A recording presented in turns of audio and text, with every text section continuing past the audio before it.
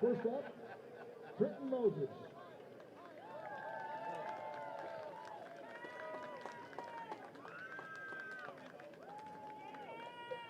Trenton Moses is escorted by his parents, Ronnie Kay and Jeremy Moses. He is a student trainer. He's also in football, also baseball. Also along with it is his brother. He plans after high school and through becoming an athletic trainer.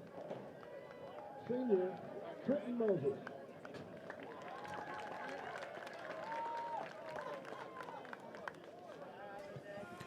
Good evening, Bulldog fans, and welcome to Bulldog TV. We are live from Eagles Stadium here in Tatum. I'm Bobby Langbartels. I'm Ned Fratangelo. We're going to be bringing you all the action live tonight for your Jefferson Bulldogs. Ned, both of these teams coming into tonight's game in district sitting at 2-3. So what does that mean?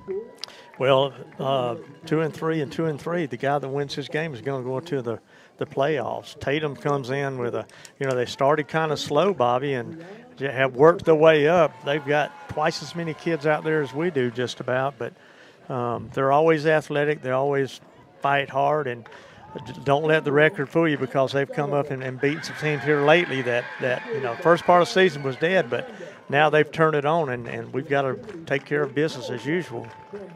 So as you said tonight, this will determine the fourth slot in district play, and the winner of this game, it looks like it's going to take on the Commerce Tigers in the first round of the playoffs. Yeah, they're 5-0 in district play, 7-1 overall. They have one game, preseason game, that was called off due to the weather. And, Bobby, they're the real deal. They're ranked number 6 in the state now, and, we have dropped all the way down to number 17. So, no, actually 35. Yeah, and 17 in regionals. That district right there, you've got Winsboro and Malakoff. Malakoff and Winsboro both 4-1 in district, and they're playing tonight. Doug Thompson's going to keep us updated on those scores. We'll be bringing that to you. So that's going to that game's going to determine the second place and third place in District 7. But Commerce is sitting on top, and that's going to be the team to beat in the first round of the playoffs for either Jefferson or Tatum.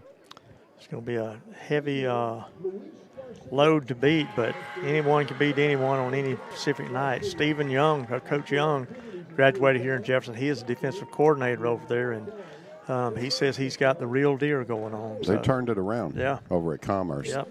Well, Ned, tonight, Bulldogs taking on the Eagles. You've got some stuff on Tatum. Well, let's go over last night what happened. 7th graders were playing for the district championship. Tatum beat them Jefferson beat them 18-16. And then, a tough one, and we'll go into it later. But the 8th graders came back at the last second. Tatum did, and won that one 23-22, and the JV lost 28-6. So yeah, this one tonight. We're not going to talk too much about last week. That was kind of I'm not going to say a shock, but it was not what we expected. We lost quite a few guys to injuries. Oh, yeah. And that put a strain on both sides of the ball. But coming off of that game tonight, here's what I'd like to see on offense. And this is just me talking out loud. I want to see some underneath passing, short passing. Get the running back outside, and maybe pull a tackle and get him blocking out in front and control the pace of this game. Don't let Tatum dictate, how they're going to play this game.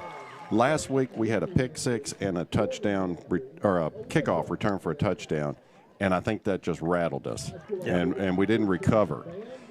Those type of things, and these guys are going to learn from that. When that happens, it happened. Put it behind you. We still got a game to play. That's right. We're not out of this thing yet. Who knows what's going to happen in the next 7 weeks? All we have to do tonight is get past this game, because our goal is to make it to that first round of the playoffs, and then it's going to take care of itself. That's right.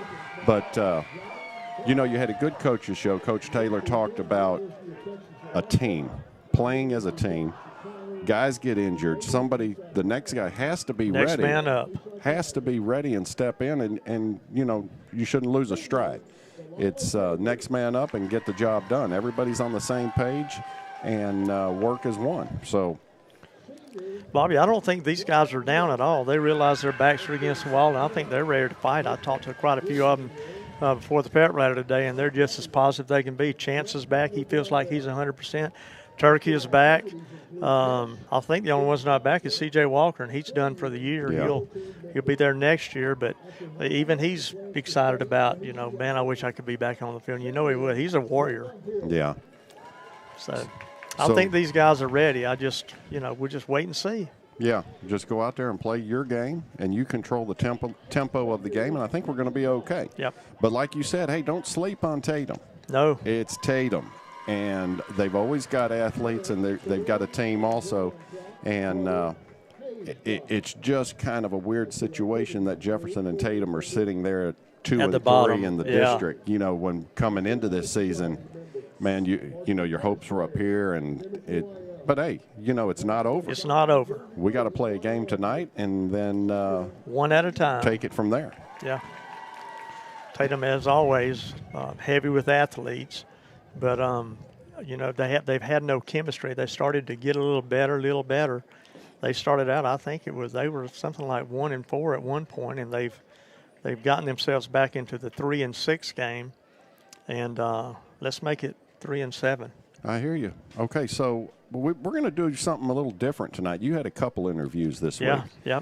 So we're going to go ahead and take our little pregame break, and turn it over to John Adway. And we've got the coaches show coming up, and then we've got something a little extra after that. So, John, whenever you're ready, take it away.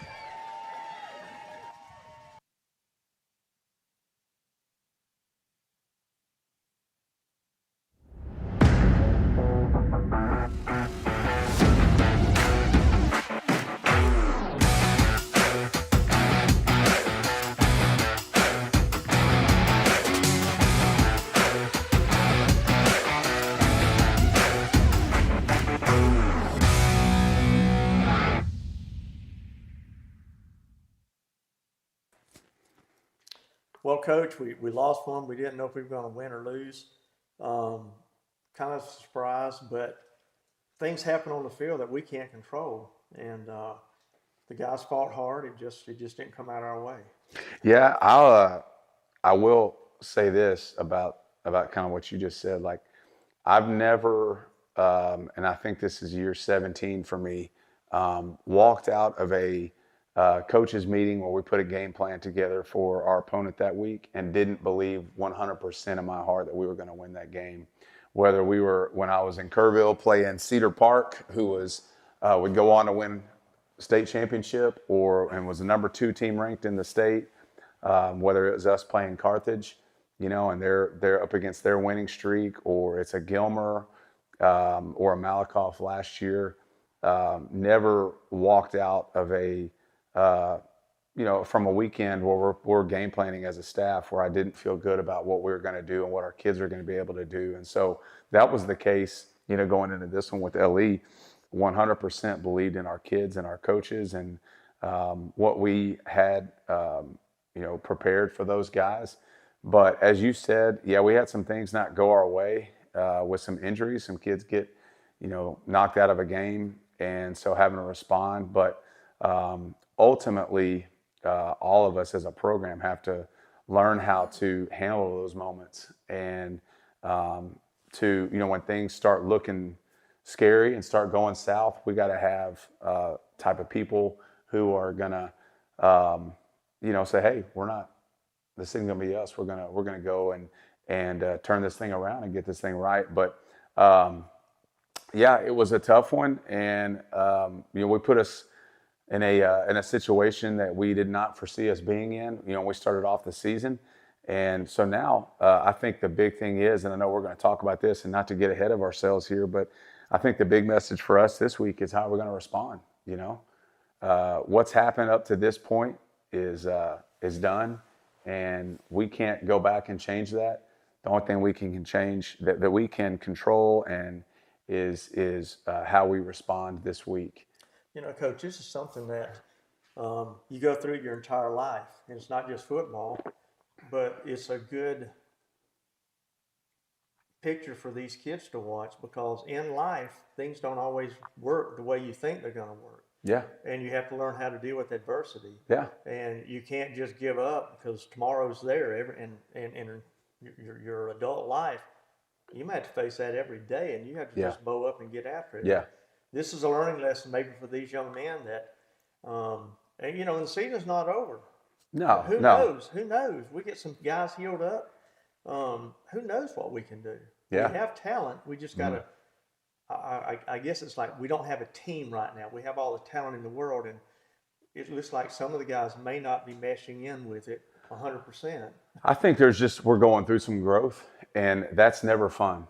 You know, you think about from a physical standpoint, when a kid or a person goes through, they're growing, their body's changing.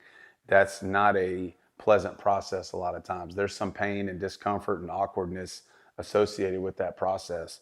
And when you're talking about a team that's trying to still find itself and trying to figure out what their identity is going to be and what we're going to hang our hat on from, not even a schematic standpoint, but just an identity, you know, there's pain involved in that, and there's discomfort associated with that.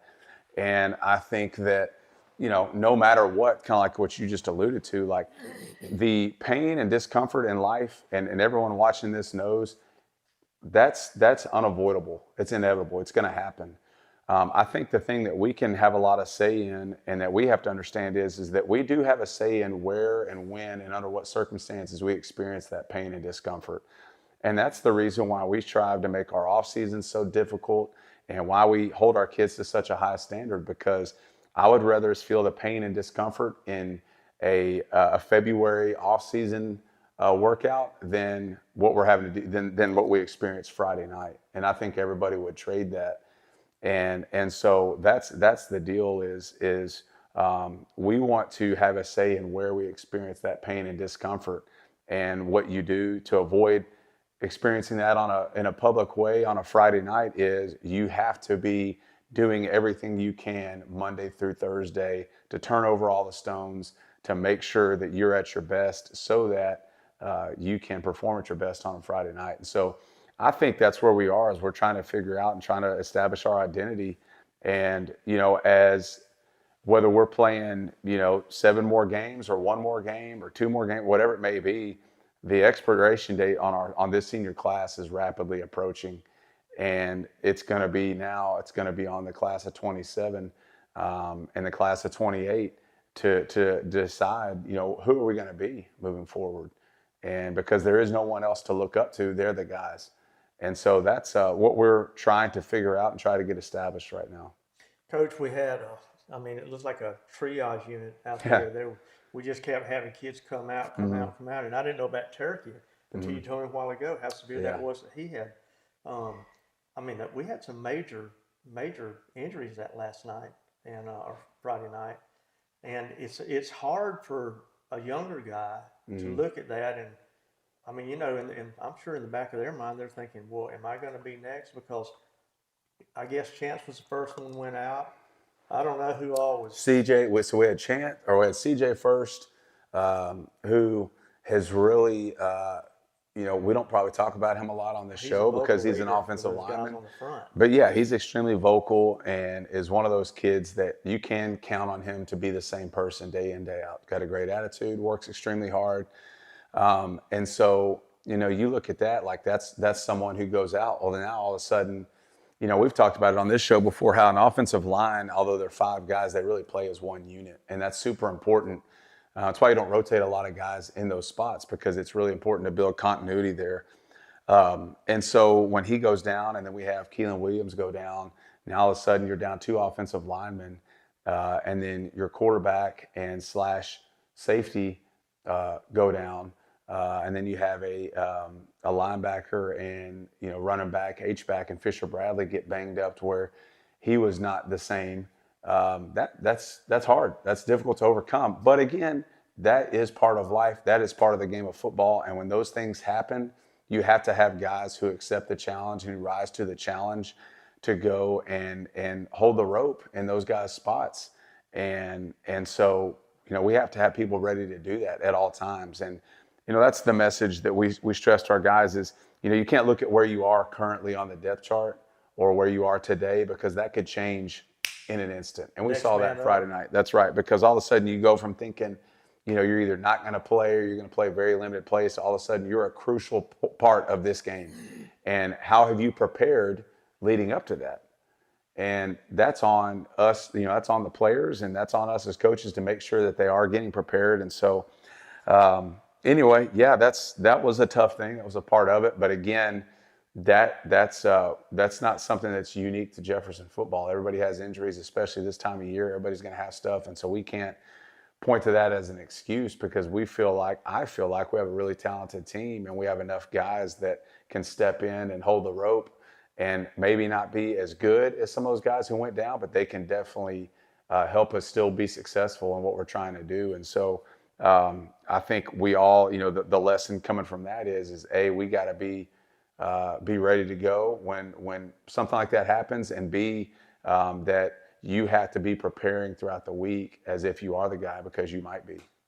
Coach, gosh, Mike, I'm not sure how many years ago it was, maybe 10 or 15, and I want to say it may have been Antoine Jefferson's first year, but from the first game to about the fourth game, we'd already lost like 6 or 7 starters, just from strange, injuries and that sort of thing. And the other guys, they grew up as we went along. We didn't win that many games, but they grew up. Each week they were getting better and better, because I think they started to restore themselves, knowing that they had to carry the load. And it's just one of those things. It's a growing pain, but it's one of those things you have to deal with. But my goodness, I mean, I don't know if I've seen that many guys get knocked out of the. Yeah, I mean, if we're at at 8 kids since from the start of the season down, or at least been banged up, and now we're going to get a couple of those guys back, and a couple of those guys, missed some time Friday, but they'll be back for this next week. But we have some kids who we won't see until next season, for different things. And again, that's all part of it, and we understand that. And we met on that at our leadership retreat. That was an issue we discussed, like, hey, how are we going to handle these injuries and when things like this happen? And so, we try to be proactive in that type of thing, because although you can't control when it happens, it's sort of an inevitable part of playing sports. People are going to get hurt, things are going to happen, and we have to be ready. I talked to a lot of the kids on the way out today, and they seem to be up. Like, we're ready to go do this. Let's go win this game and move along. And now we have Tatum, and so we're going to Tatum, the place I hate to go the most. Yeah. They're fighting for their playoff life as well as we are now too. I guess whoever wins that game is going to be in. Yeah, that's right. So whoever wins this one will be the 4th place seed and secure a playoff spot. And so it's they put themselves in a position to do that last week with a kind of a nail biter win over White Oak. And I think the challenge with that is going to be that tightrope gets a little bit higher, and there is no safety net underneath you now. And so, things that seem routine in a normal game may not seem routine because the stakes have changed, And what we have to understand is, or we have to be able to do, is tune all that stuff out and say, and be able to just execute as if it's, the first game of the season, or it's just a typical normal game. And be able to operate at a high level. And if we can do that, then we should be okay. But yeah, it's a playoff game for sure. I mean, playoffs for us, and we've been talking about that, how we've kind of had to have a playoff mentality since the White Oak game, but it's a playoff game Friday night. Coach, Tatum coming in, like I said, they're fighting for this last spot. Playing in Tatum is always a place to go play in anyway, but our guys are not out. We can we build our own way, but what does Tatum do differently than they've not done? I mean, have they done that? They're not running the same offense they typically run. Yeah, they've started to change throughout the season, and I don't know if it's injuries or just a personnel thing where they're trying to just try to put their kids in the best position to be successful. But for years, Coach Keeling is kind of been known for, their flex bone offense, triple option attack, and it's extremely difficult to stop. And they do a really good job of operating within that system. But as the year has gone on, they begin to transition into more of a spread. Now they can definitely jump in the flex, and will do at times. But they've been in the last several weeks, especially in district play, more of a spread offense. And so, honestly, it's whether for us as a defense, it really doesn't matter. It doesn't make a difference. We got to line up and execute, and we've seen both types of offenses. And so neither one is going to be a challenge as far as something that we've never seen before. It's going to be a challenge stopping it because they're extremely talented. Their quarterback, number 2, is a senior kid who does a really good job operating the offense, and everything kind of runs through him. And then they have used several fullbacks and running backs, several different kids there. Number 8, the People's kid. I'm going to butcher his first name, so that's why I'm not even going to attempt to say it. But it feels like he's been there forever, at Tatum, and he's just been a mainstay and kind of the heart and soul of their program on both sides of the ball. And so, although they look a little different on offense, they're still the same old Tatum, and Coach Keeling and those guys do a really good job of coaching them up, and they're going to have them ready to go. And defensively, they'll be similar to an LE as far as how they're going to line up. Pretty good up front and have really good linebackers. Again, the People's kid is going to play a linebacker spot for them, and so it's going to be a challenge. It's going to be a typical Tatum Jefferson game. It's going to come down to it. Always and knock down right.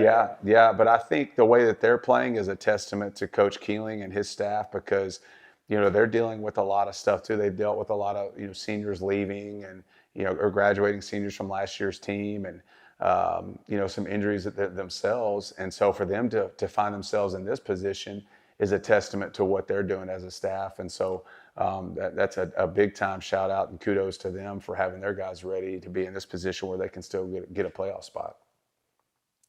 Coach, I've talked to a lot of the kids, as I said earlier. They seem to have a positive outlook on this. I said, it's a big game. I said, I said, we're down to the last win, and every one of them was like, no, we got this. So I think, the kids they're getting mentally prepared for it. Yeah, and that's the toughest thing. And it's tough for me as an adult. So I know it's tough for kids to put that stuff behind them. But I think that we as adults tend to. It probably does stay with us a little more than kids. Kids are really resilient, and they don't have big, long attention spans anyway, as all their teachers can attest to, and their parents can tell you, which is good and bad, But for the positive part of it is that they are, they've turned the page. I sent them a long message on our Sports U app this weekend, kind of an encouraging thing, and sent several text messages, and our staff has sent several text messages to our kids, just checking on them and making sure they're in the right spot mentally and ready to go this morning. And just wanted to connect with them and let them know, like, we're still here, and I think a lot of that is they're going to feed off of us and watch how we respond. And if we show up here this morning and we're pouting around and dragging around, then they're going to feed off of that. But if we're coming in like we normally do with high energy and getting after it, then they're not going to have a choice but to fall in line with that. We've lost some kids, and some may not be back, some may be back, but the realm of doing what we set out to do is still there. Mm-hmm. We just need a little bit of good luck instead of some bad luck. And we've had bad luck with the loss of the players. Yeah. And, some of these guys, they're invaluable. And when they go out, it's tough to replace them. It's tough. And also I'm a big believer in you create your own luck, and we have to, it's on the wall in there, and it's a big thing of what a pillar of our program is you're going to reap what you sow. And that is always true. No matter what, you get what you deserve, you reap what you sow. And that's true in football, it's true in life. And there is no hiding from that. You can't cheat the game, you can't cheat the grind, all those things. You have to put in the work every day. And what happens in the dark's going to be brought into the light. And that is 100% true. And so we have to remember that, and operate like that. And if we do, as long as we're doing that, then we're going to deserve to win, and we're going to get what we deserve, and we're going to reap positive things. My typical go through is when the game's over, I go home, I turn YouTube on, and I watch the game again. Mm-hmm. Well, I wasn't feeling well, and I thought I'll watch it first thing in the morning. So I get up, and I don't know, it's probably noon before I started messing with it. And I can't find the game. So I rocked along and thinking, well, it'll come up. And so later in the day, I called Jay and said, Jay, we're not on the air. He goes, well, maybe something with, YouTube or something, whatever. And he ended up, that's what it was. They were I think he's going to go back and edit and get that all taken care of. But I haven't got to see the game yet, so I guess I have to do it on Huddle this week. Yeah. He's probably going to get it up later today or this week. But I wanted to go back and watch the whole thing because you miss so many things. A lot of times I'm keying on one guy, Bobby's keying on another, and when I go back and watch film, I didn't even see that. Yeah. I did not see it when CJ got hurt. Yeah. Well, our typical routine is for us as coaches, and this is win or lose, we come back and, whether it's a home game or an away game, for me personally, I'm always too keyed up to just go home and call it a night. I'm going to be up late anyway. Well, but you guys have a bigger job. And so I watch through the entire game. As soon as it's uploaded, I watch through the entire game and I grade it right then. Because when I wake up the next morning, I want to be able to turn the page, good or bad. If we blew a team out or we lost a game, I need to be ready to turn the page to the next opponent. That game's over. And so typically we're going to watch through it, and it's me and our other coaches are in there, most of them, and some of them have a long way to drive, so they watch it the next morning early. But, go through the whole thing, and sometimes that's easier than others. When you're successful, it's good. It's fun to hop on there and watch.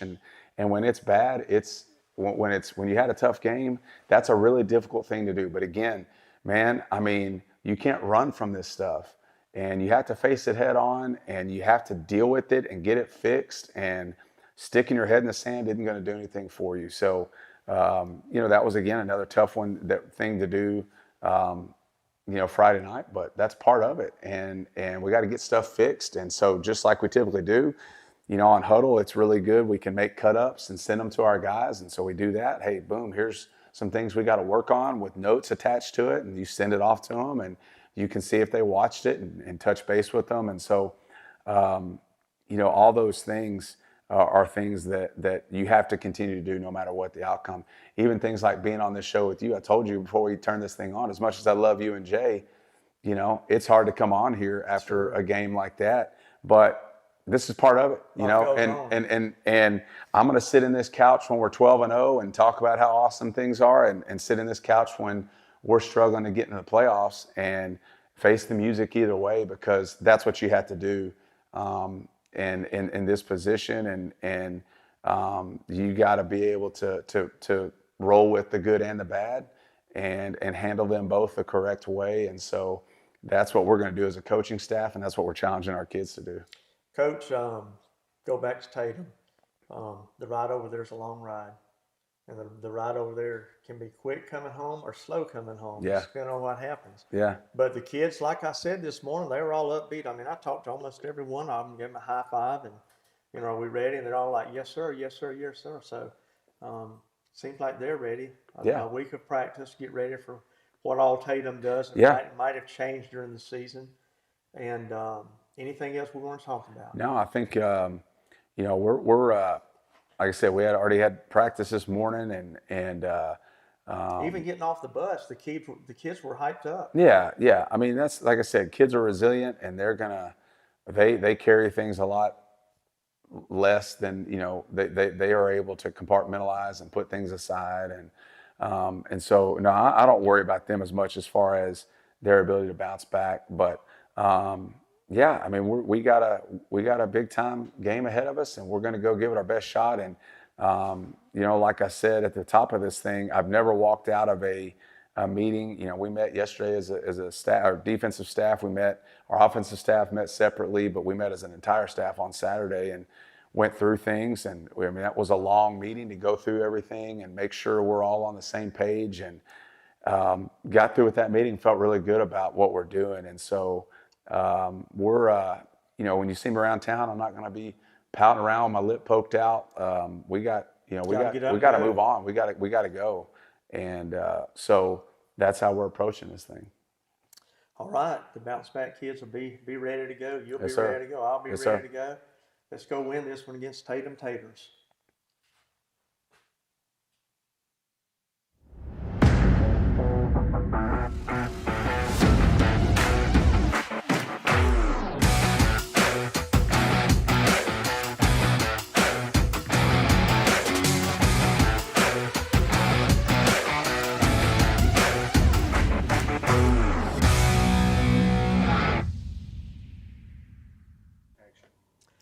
Nev Tanslow here with our band director, Mr. John Marsh. And Saturday morning, I drive out here about 6:15 in the morning, and I see all these lights driving on. I'm thinking, well, the coaches, I don't think they're still here, but they might be, and I follow.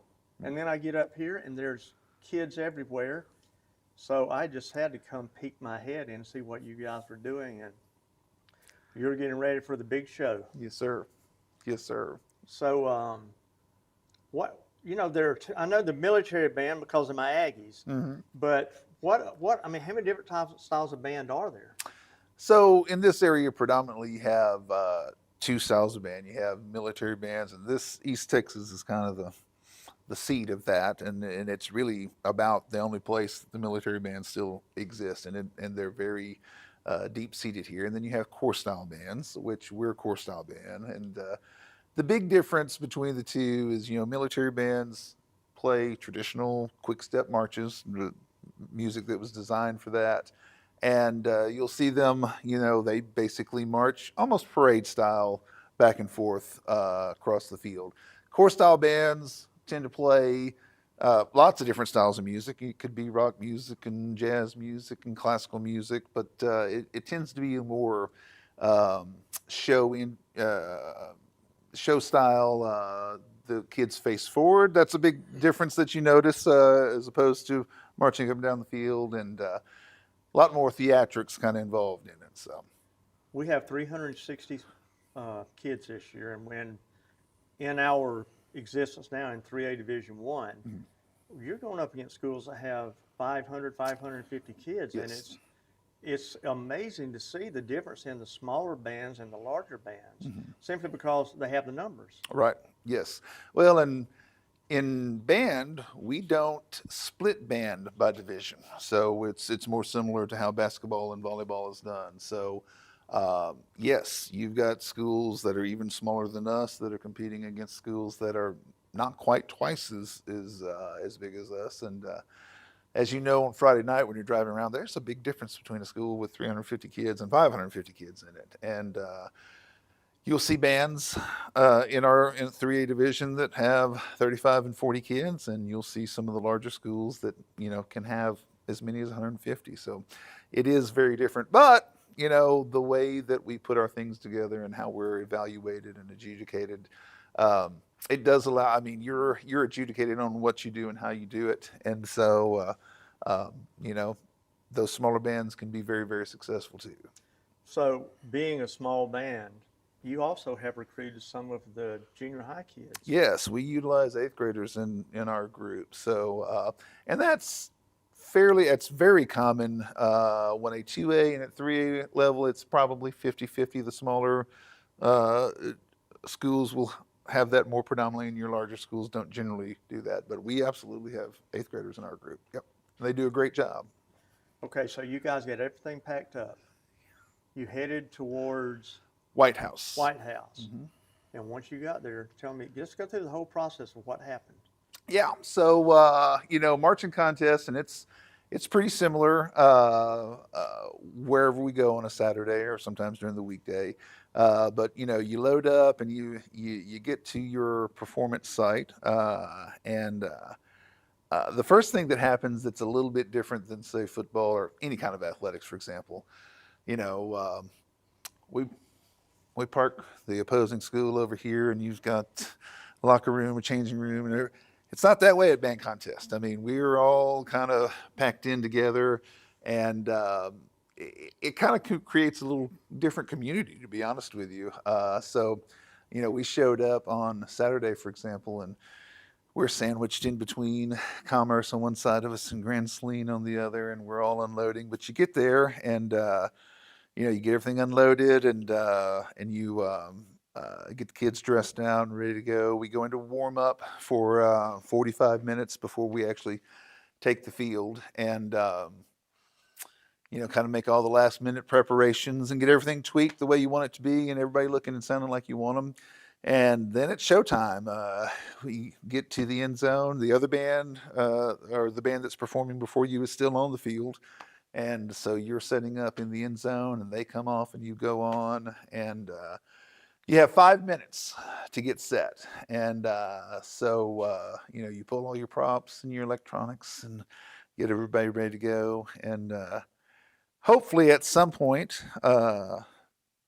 take a breath and can appreciate what's happening. And that was one thing that we did. And I had never really done this, but I thought it was important for this group. And the kids were a little bit, first, I don't think they knew what to do, but it's a very serious time, because that 5 minutes is not very much. You've seen the amount of stuff that we pull out, and you know, setting up electronic equipment, that's not something that happens in seconds, but it has to be something that happens in seconds.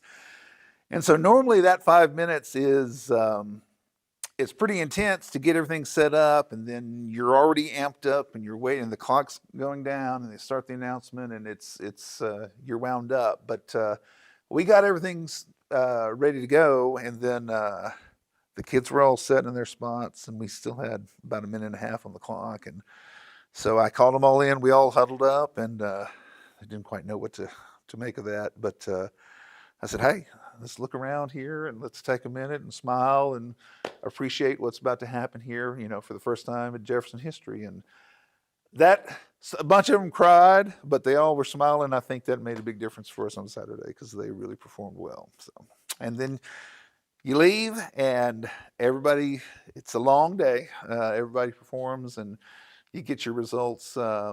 The drum major retreat was at 5:15, and we performed at 11:45. So you guys are pretty much at it 12 hours. Oh yeah, absolutely, absolutely. It was, gosh, 8 or 9 o'clock, I guess, by the time we got home.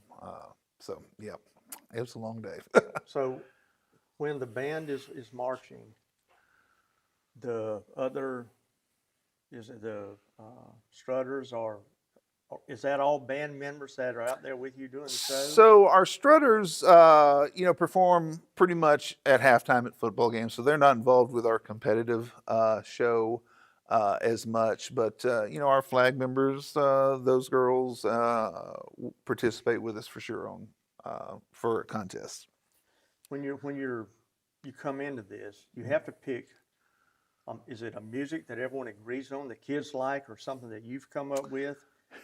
I mean, because that could be a.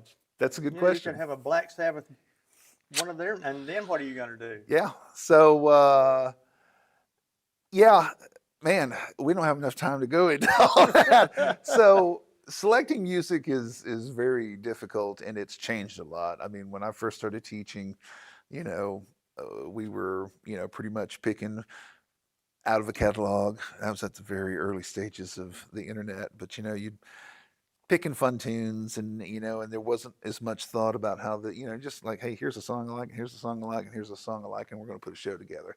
And now it's themed, and how do these 3 pieces or 4 pieces of music go together? And like in the stuff that we did, and it gets incredibly more complicated. A lot of times you're taking 2 or 3 pieces of music and mashing them up. It's funny you mentioned Black Sabbath. A few years ago, we did a show, and it was this pop tune, but underneath it, we used the bass line for Inner Sandman, and then we had another piece in there. So picking the music is difficult. What I try to do is kind of a combination of things. You're definitely trying to pick music that is going to be competitive, that's going to allow the kids to be successful on the competitive standpoint. But the reality is, 10 Fridays out of the year, people have to be able to listen and hopefully be entertained by it that don't particularly care or may not even be versed in the competitive part. And I'm sure you guys have been there on some Friday nights where you will listen to them and it's like, I don't even know what they just did. So I try to be sensitive to that. And then also, yes, so we don't necessarily vote on things with the kids per se, but there is an element of, let's make sure the kids are going to enjoy this. We will, bounce ideas off of them. But there's a lot of moving parts there. So, like, for example, this year, our first tune is not anything anybody would probably have heard around here. It's actually a part of a Belgian opera. It's called Flamme Flamme. Our show was Ignite. It's all about fire this year. But even though it was that sounds like that wouldn't be particularly enjoyable, but it was kind of a hip kind of a tune that we did. And then our ballad and our closing tune were both fairly recent pop tunes, things that most people would probably have recognized. So again, we just kind of try to mix it up. Okay, so you get here and you have the junior high and high school. And you realize you're short on numbers. So do you go through and pick the best of the eighth graders or all of the eighth graders? No. So, that's one thing that is very different about band when you think about it compared to certainly with sports or even our academic teams, any sort of competitive team. Everybody is a starter here. Everybody has a role, and different people do that differently. And there are some places where there's auditions and things, but I don't. If you come up here with us in July and sweat and go through all the stuff, then you're part of the team and we're going. Now, we do implement certain kids in certain ways. Some kids will march and some will stand and play, and we have different roles. So we try to make sure that every kid is put in a place where not just the band can be successful, but that they can be successful. That's super important. But if you walk through those doors, you're a part of our team. There's no bench, there's no JV, there's no, hey, come work out with us and then, maybe we got a jersey for you next year. No, when you walk through the door, everybody's the same. And it's on us to find a way to make sure you can be successful. Okay, and we've had quite a few football players that are in the band, and several of them that have been the drum major, I guess we call them. Yeah. How do you determine who that's going to be? So drum major for me, and again, now I'm a bad person to ask about this because I treat the drum major a little bit different than it's treated in other places.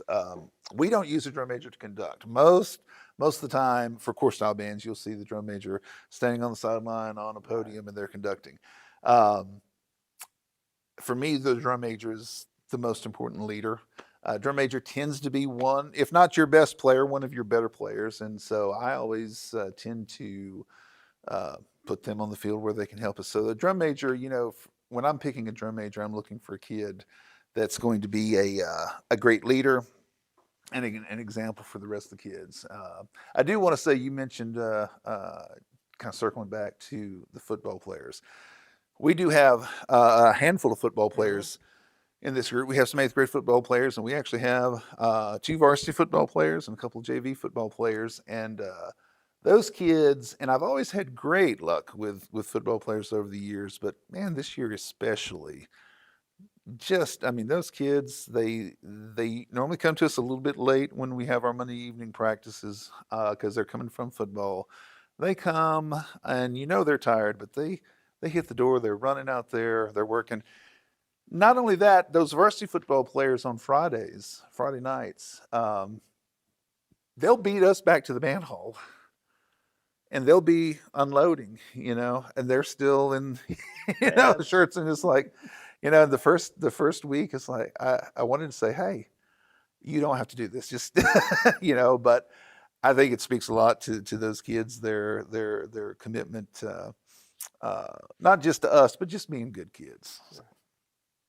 We don't have bad kids in Jefferson. No, we're very fortunate. It's well, and in all seriousness, it's hard to do any of this, especially with any level of success, without good kids, and we're very fortunate to have some really good ones here. So Okay, other than the marching contest, you have other contests throughout the year? oh yeah, I was wondering if you were going to get to that. Yeah, years ago, got to the end of the football season. I mean, years and years ago, and I had a teacher come up and say, well, I bet you're glad this is over, and now you can relax. And like, relax? There's no relax. So we started working on a Christmas concert today, which will involve not just our concert band, which is all of our kids, but we're going to do a jazz band. We're going to do percussion ensemble. We're also going to have, and of course, our 6th and 7th grade bands as well. We're going to do an indoor drum line this year that's started yesterday afternoon. We'll have winter guard. We'll actually have 2 winter guards. That's so our kids that spin flags and rifles and things on the football field. They have a similar event that happens in the spring. We call it winter guard, but in the spring semester. They do the same sorts of things, but on the basketball field, court, excuse me. And we'll have a solo and ensemble contest coming up in February, and then our concert contest will be in March. So Monday, we stopped long enough to put a few things up and find the band hall floor, and then Tuesday, we're right into the next 3 things, and marching season's still not over. We still have certainly at least a few Friday nights of that left too. So it is a year-round endeavor. When you first get here, when the kids are playing their instruments, how long does it take you to figure out who the top apples are and who the top apples aren't? Because I mean, it's just like in football or anything else. You have some that excel over others, and the others are just, I mean, you can't make it without them either. Yeah.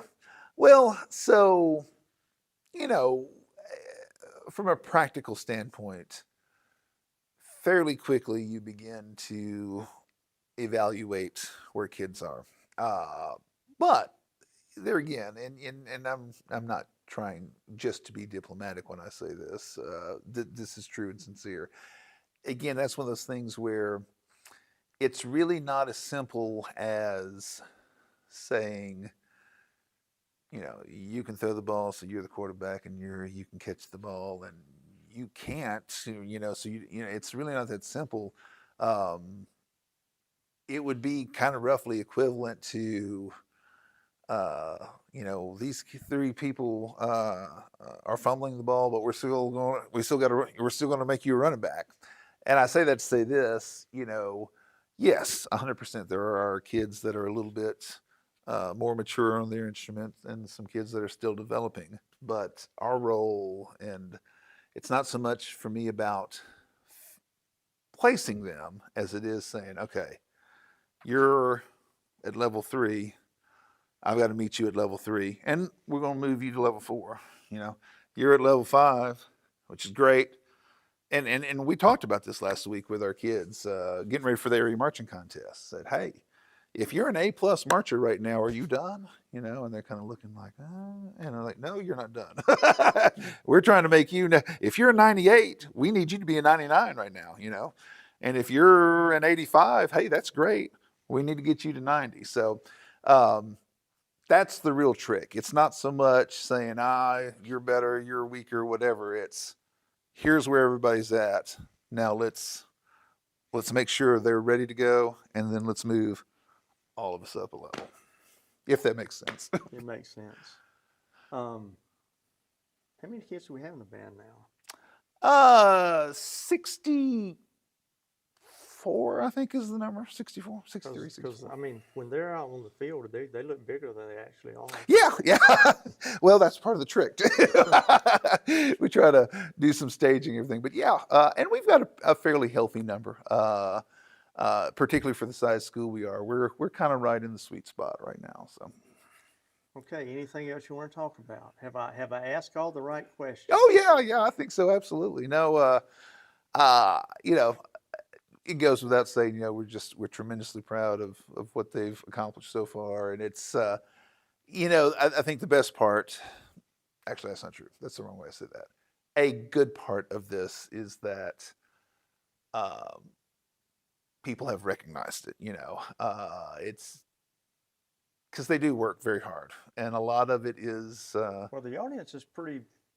Yeah. Pepped up about doing what they're doing. Like this Yeah. year is a little bit different from what we've been doing. Yeah, exactly. Well, and that's the thing, you know, it's, you know, and I've been very fortunate to have some really good bands over the years and some bands that we're developing, you know, and you know, but a lot of times. You're really political, aren't you?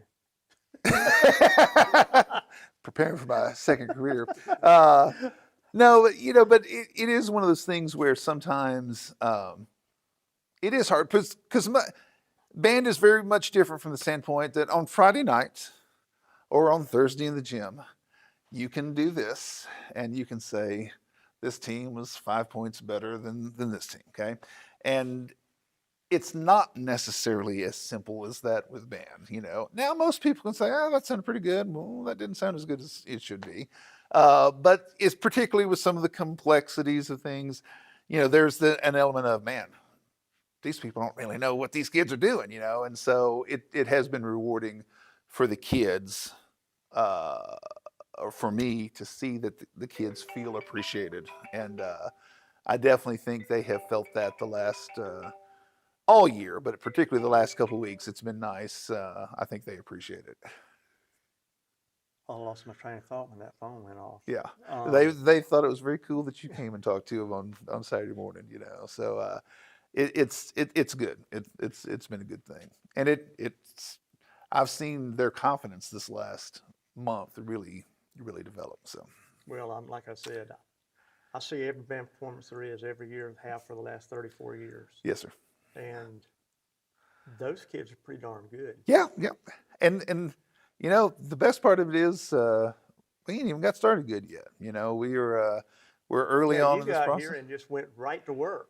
Well, that's you know, I went right to work, but the kids did, you know, and the staff, by the way, you know, we've got 3 really good educators assisting and working with all the kids. That certainly helps. But yeah, you know, I think in the coming weeks and months, and hopefully the next few years, we're going to really see this thing develop and turn into something here. Well, we already see something grand is happening, and I can't wait to see what's going to be happening in the next 3 or 4 years. Well, I appreciate that. Right. Thank you. Jay, I think we're finished here. All right. Was that what we were looking for? Yeah. Okay.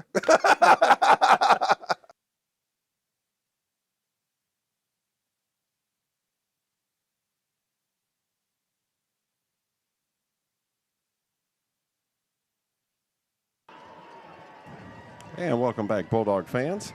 Ned, I tell you what, that was a pretty good interview on both with coach and band director.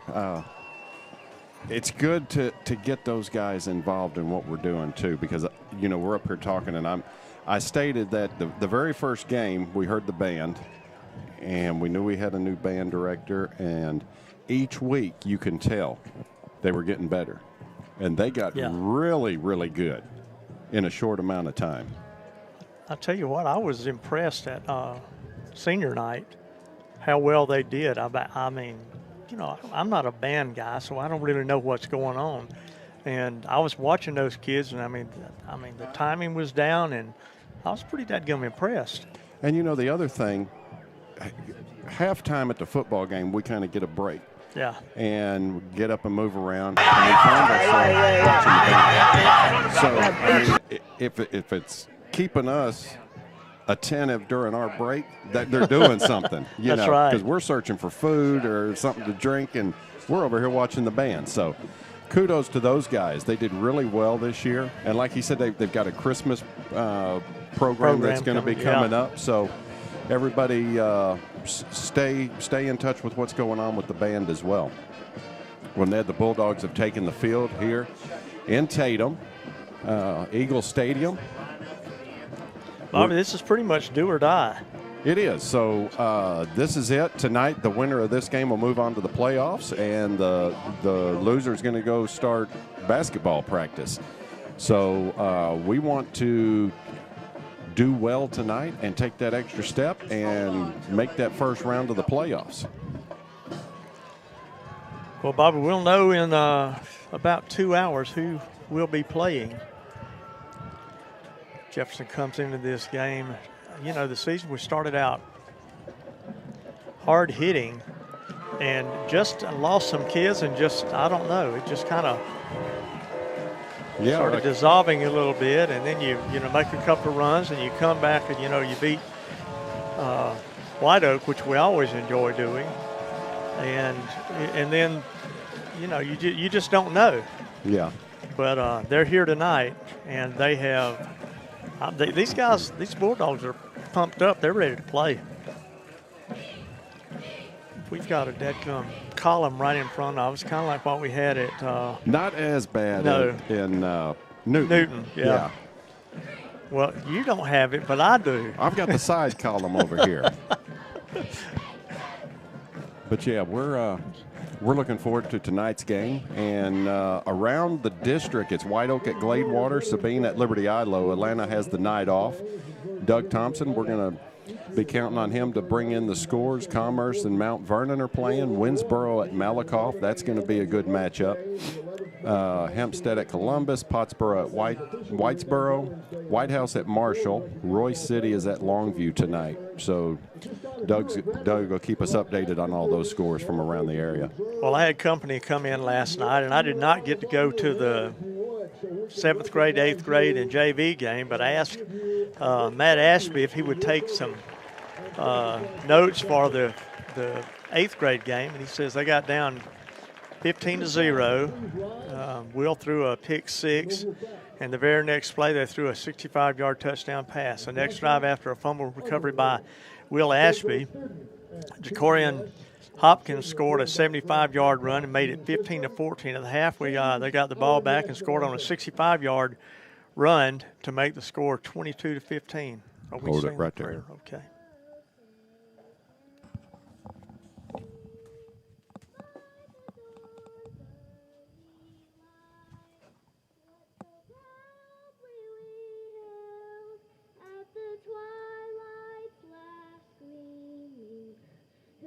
Broad stripes and bright stars through the perilous fight, for the ramparts we watched were so gallantly streaming, and the rocket's red glare, the bombs bursting in air, gave proof through the night that our flag was still there. Oh, say does that star-spangled banner yet wave o'er the land of the free and the home of the brave?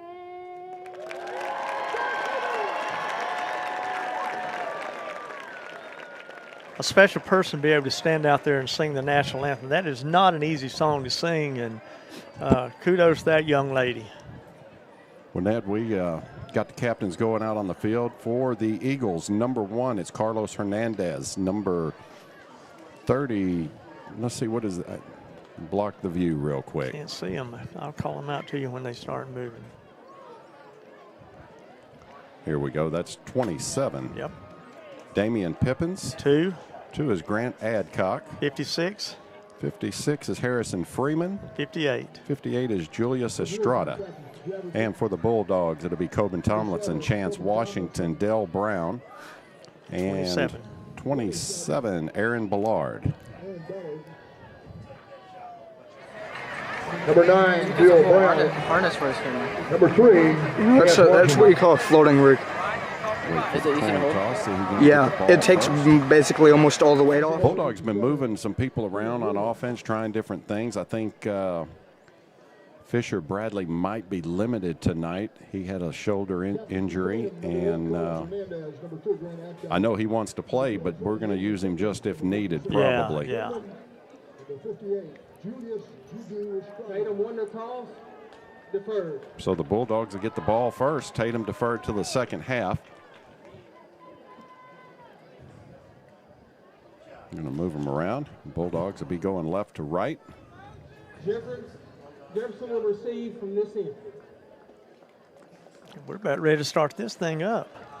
And this is it. Winner goes to the playoffs. The loser is going to start basketball.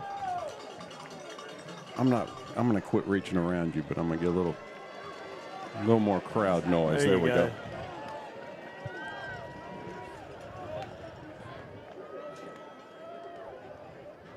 Ned, we talked about this, players of the week. Offensive line was selected for offense, and Lamarion Douglas on defense. I picked Will Baldwin, and I tell you, when we're up here, we're watching the ball, quarterback, running back, that's right, receivers, and I don't have a whole lot of time to watch the line. So what I do when I get to the house is put the game back on and watch it again, and I'm able to focus on different aspects of the game. And I tell you what, the offensive line was incredible. Walker went down. Will Baldwin came in later. Offensive line did a heck of a job, like they always do. And, just up there trying to protect Chance or Coben at quarterback and moving some people out and opening up the lanes, and they did a great job. And Will he just stepped back in and just did an exceptional job. For his size, going up against the people he manhandles that person in front of him. Well, I'll never forget the game against that was Pittsburgh. My gosh, he had a guy that was twice his size, and he fought that guy like a fist fighter all night long. Yep. And then, Bobby, I gave it to Lamarion Douglas, 3 interceptions, and he was all over the field. There were, quite a few guys that were up for it, but I gave it to him simply because those 3 could have been scores going the other direction. That's right. Cody Hines to kick it off for the Eagles. And it's going to be taken by number 19. That's Braden Ventimiglia. Oh, hammered hard at the 25-yard line where the Bulldogs will take over 1st and 10.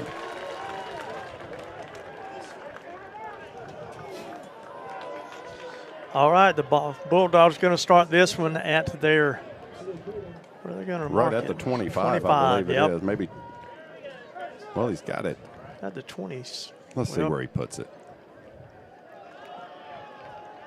Almost the 26. Yeah. So Chance Washington got healthy. He's going to start at quarterback for the Bulldogs. Trey Moss in the backfield. Wide receivers are Turkey. You got T. Gray. Washington to quick throw out in the flat. It is complete to number 18, Lamarion Douglas. Got to get about a 5-yard catch there. Let's see where they spot it. That's good for 5. 26, yeah. And I tell you, Ned, that's what I wanted to see, some underneath routes, quick passes out to the sidelines. And Bobby, they put the ball back to where it was, where they started. Well, they sure did. Chance Washington on a quarterback keeper, and he stood up. So you might have gotten 2 yards out of it. They must have trapped that ball, and we couldn't see it. We thought he caught it. So that's going to bring up 3rd and 9 now for the Bulldogs. What does that scoreboard look like? Look okay on the screen? As good as it can get, I guess. 11:21 here into the first quarter. Twins on both sides for Washington. 3rd and 9. Dropping back to pass. He's got pressure coming. That's going to be incomplete. Intended for Douglas. Well, that was way short of him. He didn't have a shot at getting that one. Bulldogs going to have to kick this one away. So a quick 3 and out by the Bulldogs. 2 passes and 1 quarterback keeper. And all of that, we got a yard. Coben Tomlinson comes in to punt this one away. Carlos Hernandez, Grant Adcock back for the Eagles return man. And he is also the quarterback. Decent kick by Tomlinson. Takes a sideways bounce, now backwards, just across the 50 where the Eagles will take over 1st and 10.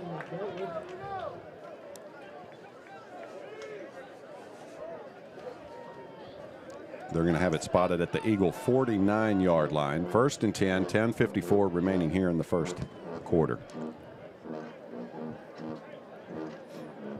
And Bobby, I think they started off running the ball a lot first part of the season, and then they've come back and started throwing the ball quite a bit now. So it's going to be number 2, Grant Adcock will be the quarterback. And look at this formation, Ned. You got 4 receivers down here on the bottom.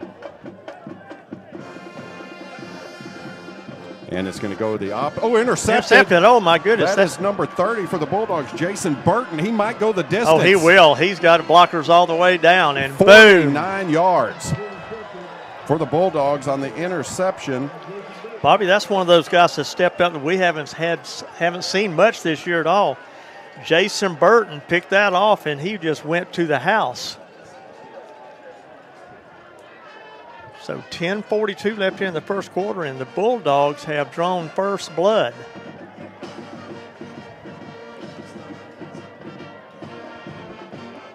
And that is Fisher Bradley on for the PAT. Chance Washington will be the holder.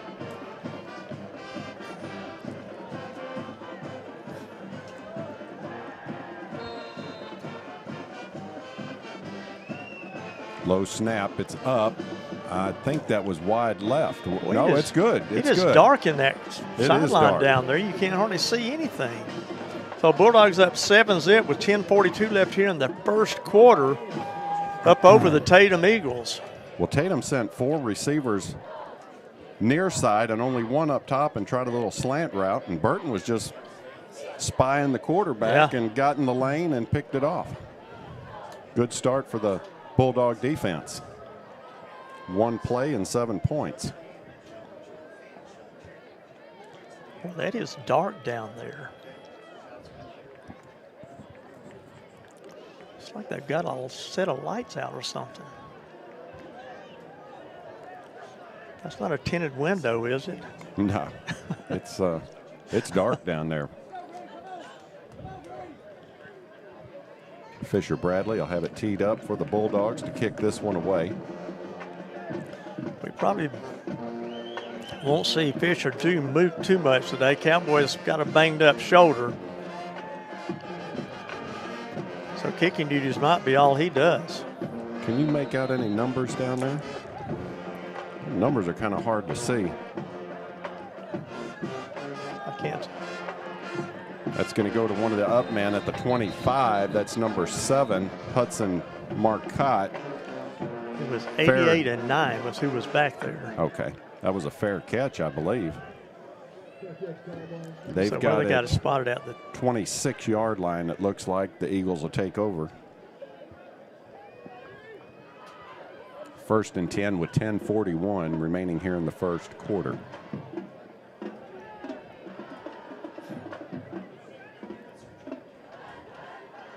Did you have a chance to watch any of their film this week? Not. I did not either.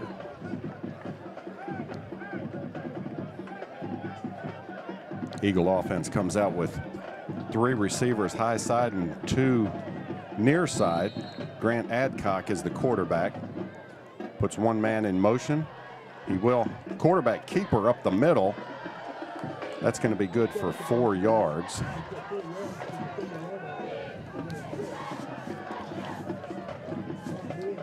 I don't usually go with the runner, but I did that time.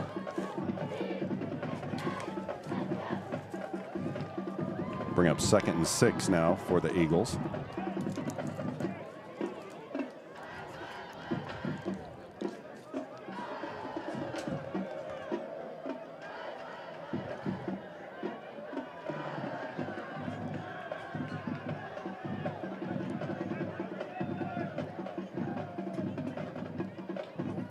quick pass. That's out to number 17, Logan Tovar. Well enough for the first down. Crosses over the 38-yard line. Maybe the 39 is where they'll spot it. It'll be 1st and 10. If you hear that stadium announcer, that is Robert Galloway. He has been doing this as long as Charlie and I have been.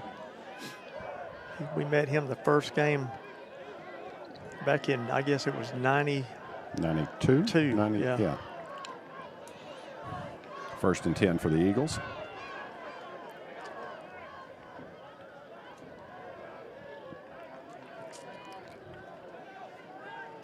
Quarterback keeper over the right side. Adcock might have, he's still on his feet. He had 4 dogs had him down there, and he just wormed his way out of there and got all the way up to the 45-yard line, pickup of 6. It'll be 2nd and 4.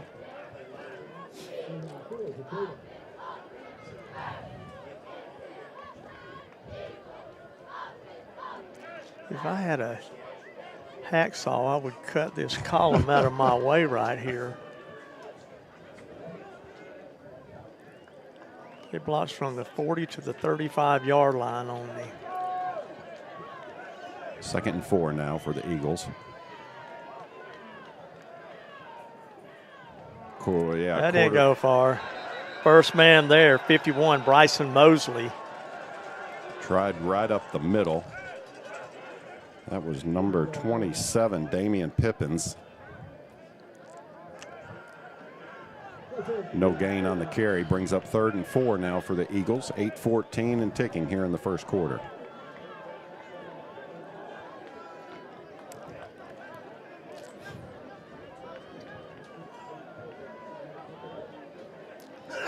Mosley just a sophomore. He is going to be a tough son of a gun by the time he's a senior. One man in motion. Adcock back to throw. Here comes some pressure. He gets out of it. There's the throw. He's got a man open. One-arm catch. Whoa! Let's see. Did he fumble? I'm thinking he That's did. I think the Bulldog Dogs football. got it. That was number 15, Isaac McAllister, Yeah. with the reception, but he fumbles. Well, but the umpire over here they're having a little conversation now. What happened was he was hit between 2 Bulldogs, and they just spun him around in midair. Yep. The ball came out. They're talking about it. Could be the 2nd turnover of the first quarter for the Eagles.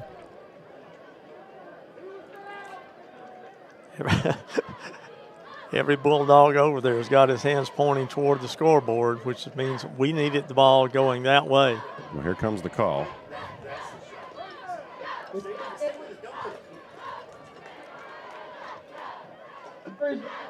Well, they're leaving it with the Eagles. Oh, my goodness.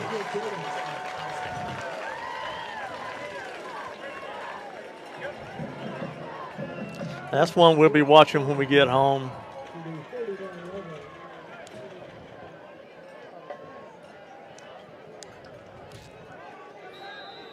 So 1st and 10 for the Eagles, just across the 40 at the 39 of the Bulldogs, 7:42 and ticking in the first quarter.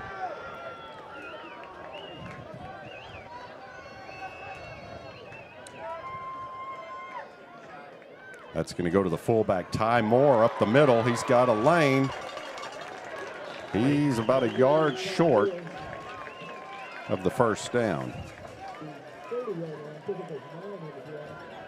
He comes up limping. Who's that? Oh, he's going to go down.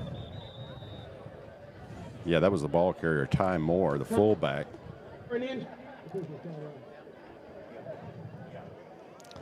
205-pound junior.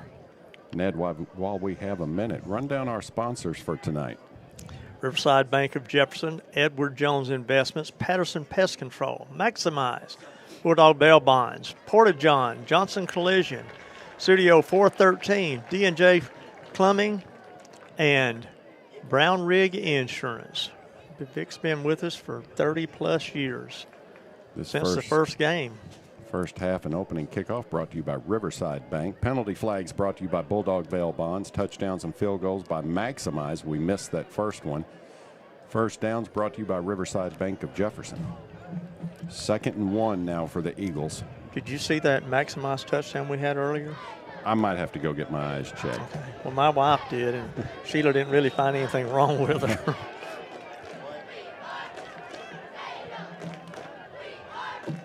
Adcock working from the gun. Quick pass in the flat is complete to number 17. That's Logan Tovar once again. Enough for the first down. Gets about, is that 12 yards? Aaron Douglas and number 30, Jason Burton, they're on the tackle. 1st and 10 Eagles from the Bulldog 20. 6:47 and ticking here in the first quarter.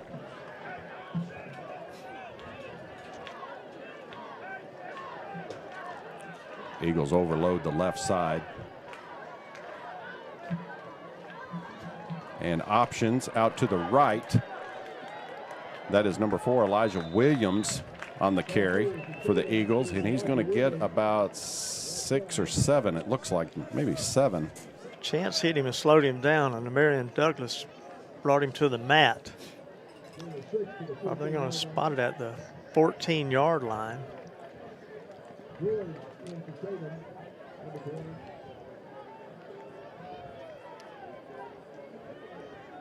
Well, we haven't seen the workhorse yet, number 8, Quay Peoples. He's on the sideline.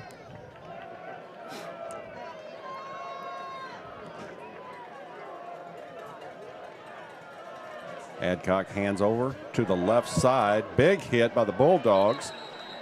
And that was Burton again.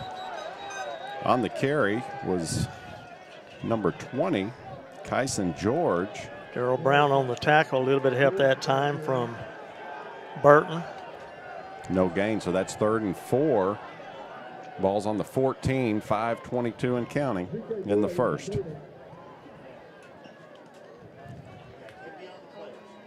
Bulldogs need to hold them here.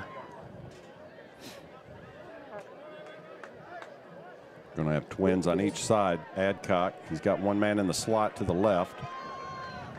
He goes in motion, and it is a handoff. That play is blown dead. It's going to be a timeout. Yeah, it is a timeout. I think the Eagles took their first timeout. Coach saw something going on. Defense had already started to drop that one, I think. Ned Studio 413, Jefferson. There's a brand new studio in town. Located at 107 West Lafayette Street. We're your hometown spot for dance, tumbling, and adult fitness with classes from pre-K beginners to advanced teens. We even offer boys ninja classes. At Studio 413, we're Bulldogs through and through. We love our team, our town, and we're proud to give back to the community that we call home.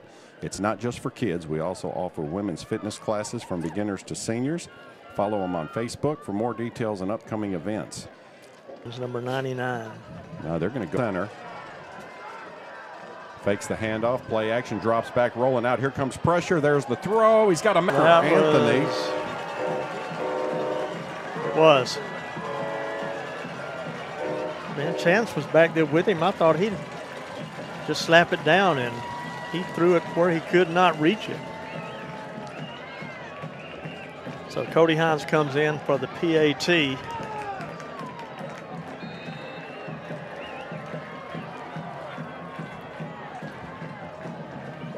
That kick is up, and it is good. So with 4:44 left here in the first quarter, scores tied 7-7, Jefferson and the Tatum Eagles. D&J Campbell Plumbing. Call Jennifer and David at 903-472-8210 for any of your plumbing needs. If you have a stopped-up toilet, water or gas leaks, water heater problems, or just building your dream home, they are the plumbers you want on the job site. David has over 40 years of plumbing experience to better serve you.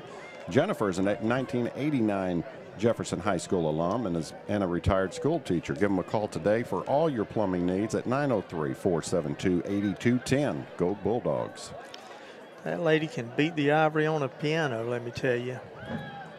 Let's see, Doug Thompson.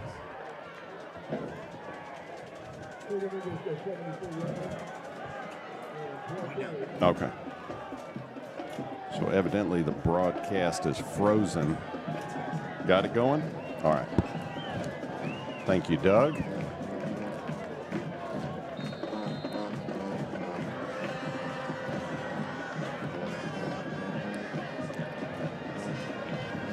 Here's the kickoff.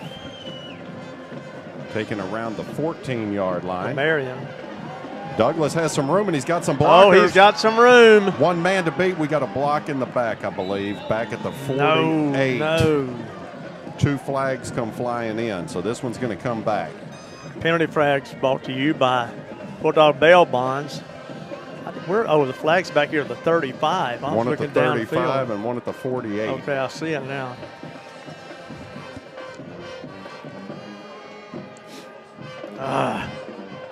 Good return by Douglas. He had a wall. He did. And the one guy was all that was to beat.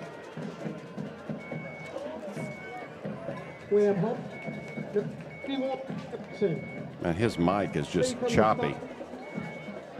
So that's going to be 10 yards from the spot of the foul. So that's probably around the 35.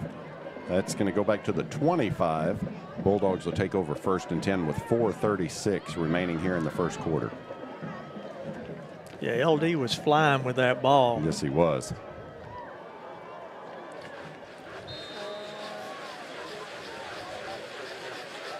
Twins to the right. That's a quarterback keeper up the middle. He gets a decent gain out of that, about 6 yards. Chance Washington. What was it? Well, he might be banged up, but Cowboy just... Did he flatten someone? He just chunked a tater.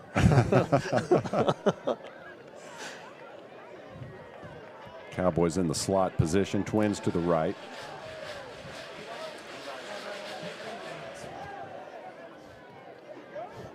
And that goes up the middle. I think he got maybe 2 yards out of it. That was Trey Moss. He does. He gets 2. So bring up 3rd and 2. We have got to get a first down here and get a little momentum on our side. Keep this drive going.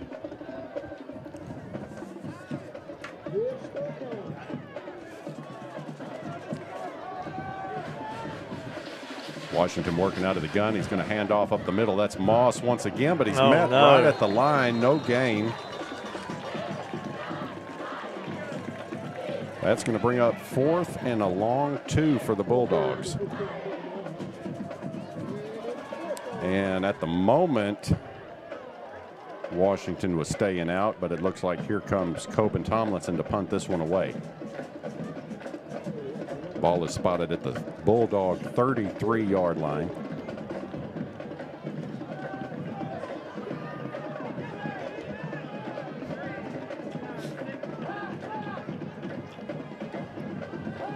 I think Coben's snapping the ball. Yeah, that.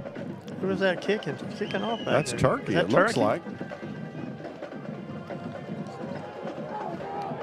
Takes a Bulldog bounce. Oh, he touched it. We That's got gonna it. be It's the Bulldogs. That'll be Jefferson ball. Yes, sir.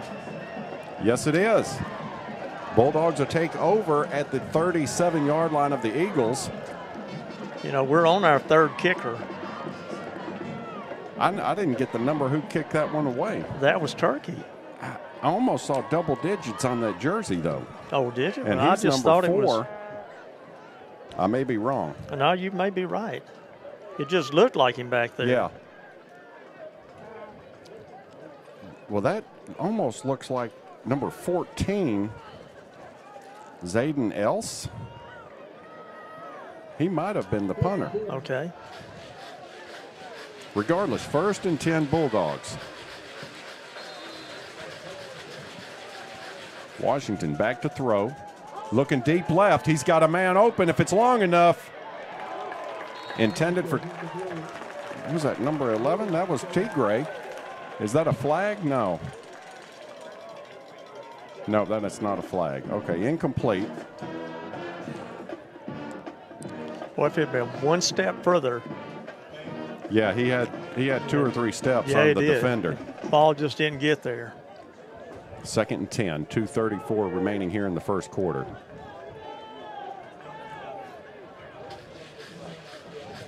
Washington hands off to Moss, trying the middle. He's going to get a yard, and that is it.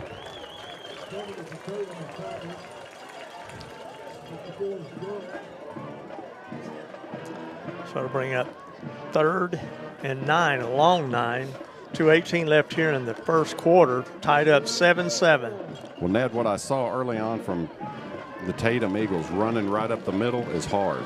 That's why I kind of wanted to see them bounce stuff out to the outside. Washington back to throw again. Pressure from the backside. He gets it off wide open.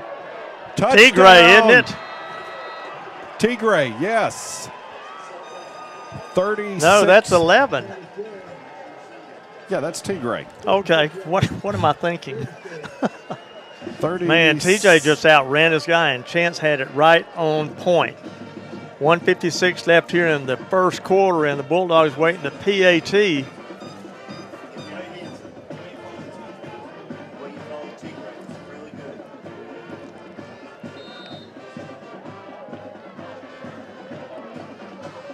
Chance is a holder. The kick is, I don't know where it went. It's good. You can't see All down right, there. no, it's dark down there. So Bulldogs up 14-7 with $1:56 left here in the first quarter. It's just on this one end. It Yeah, gets the really last dark.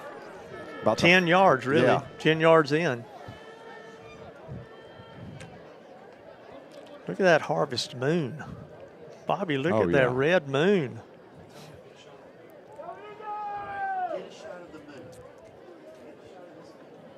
We've got some guys working down on the field, see if we can't get a picture of that.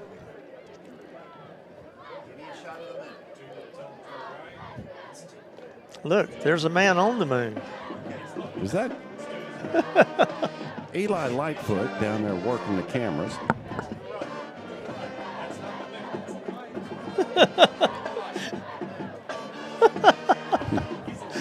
They're trying to find it. We got a lot of guys working on this broadcast, and one girl, Zoe Hitchcock, is down in the end zone working. There's the kick by Fisher Bradley. It's going to be taken around the 16-yard line. That is still on his still feet. fighting him. Oh, he fumble. He did. Fisher had him and just knocked the. They say he stepped out, I believe. Fisher hit him hard. Well, we'll wait and see. And I don't have a. That was 88. You mean on their team? Yeah. Bobby, I don't have that. Didn't even see him. This side is dark, and this side is light as it can be. So is it our ball or their ball? Said he went out of bounds at the 30-yard line.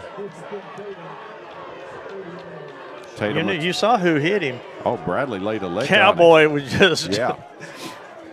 Sucker punch that steer.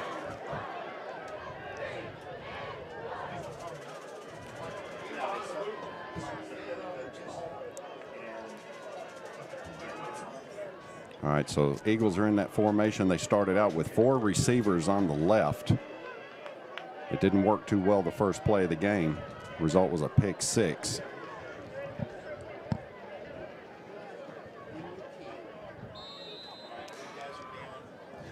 Adcock is the quarterback. One man in motion. It's going to go quarterback keeper up the middle. Bradley's got him wrapped up. Maybe 3 yards on the carry. I believe you are right.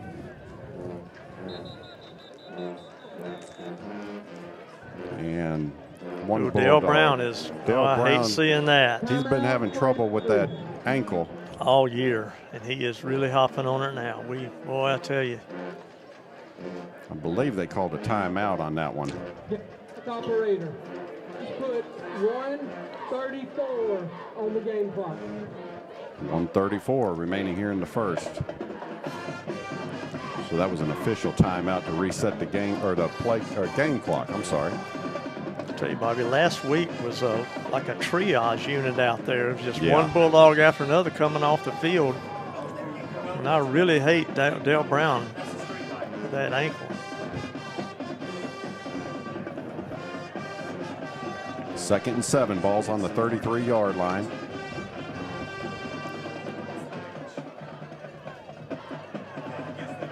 One man in motion. Quarterback's going to follow him.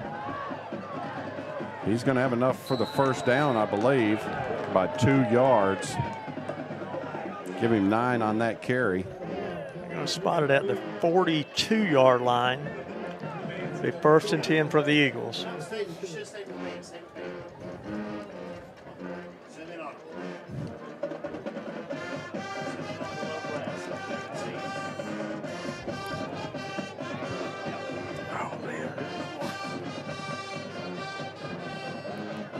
So the quarterback has been the workhorse for the Eagles. He's got 4 carries for 22 yards so far.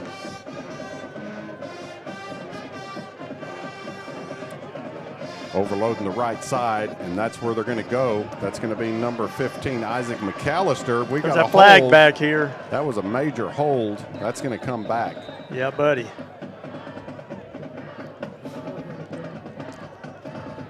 Penalty flags brought to you by Bulldog Bail Bonds.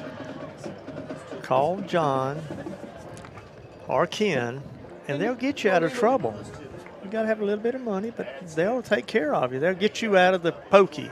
Luckily, they've got no money from Bobby, okay? Or Ned. Let me knock on wood here. Yeah. I hope I don't need them, but they're there if you do need them. So they're going to spot it back at the 32-yard line of the Tatum Eagles. That's going to make it 2nd and 20 now for the Eagles. We've got 1:01 remaining here in the first quarter. Adcock working out of the gun, drops back to pass. Nowhere to go. He's under pressure. He might keep it himself. He does. Tucks it and runs up. Maybe a gain of 2. Well, looks like he stepped out at the 34-yard line. So yeah, they're going to give him 2 yards. 49 seconds left on the clock. It stopped as he stepped out of bounds.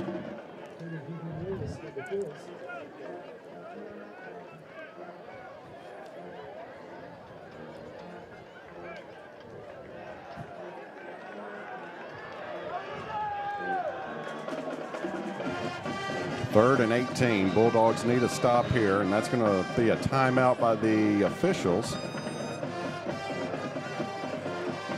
Why is it a timeout by the officials?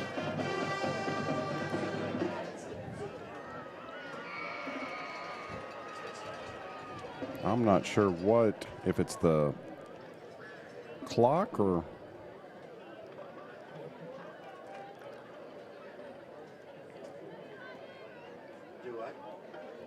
You're getting everyone involved in this one. It is 3rd down. Maybe it was a question on the down marker.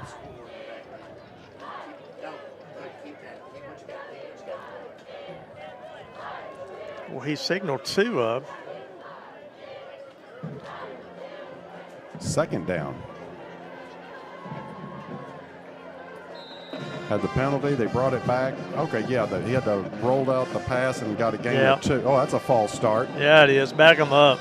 Back him up.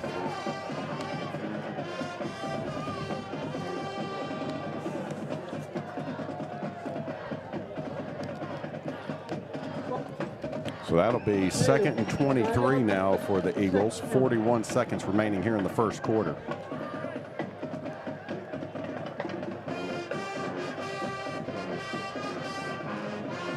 Got trips to the right. Adcock will be working out of the gun. Drops back to pass. Pressure from the backside. That's Thor. Oh, throws it up, and Thor was in, but also number 28. That's Corian Blanton. That'll bring up third. They and had 23. a gaping hole right up the middle of the offensive line, and nobody touched Thor.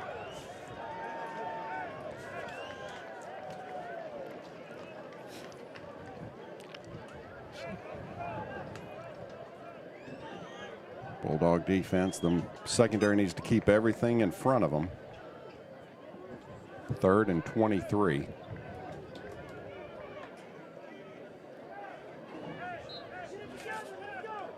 Chance Washington and Lamarion Douglas Well, are they're stopping it again. back deep for the Bulldogs. Timeout for Tatum. That's their second of the first half. Bulldog fans, Johnson Collision right there on Highway 49 West isn't just where you go when your car or truck gets banged up. It's also the collision repair place that's teaching Jefferson High students the skills needed to work in a shop after graduation. A hands-on education and attention to detail when they repair your ride. Call them to learn more, 903-665-2233 right here in Jefferson. That's Mike and Luann Johnson. They'll get you fixed up.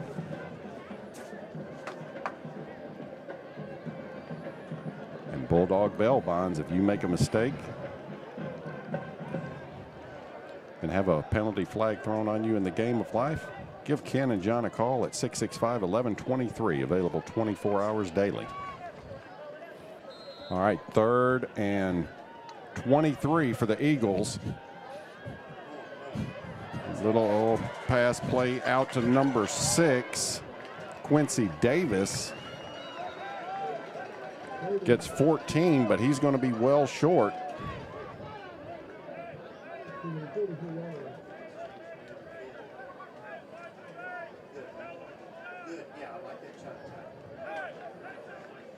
Fourth and 9.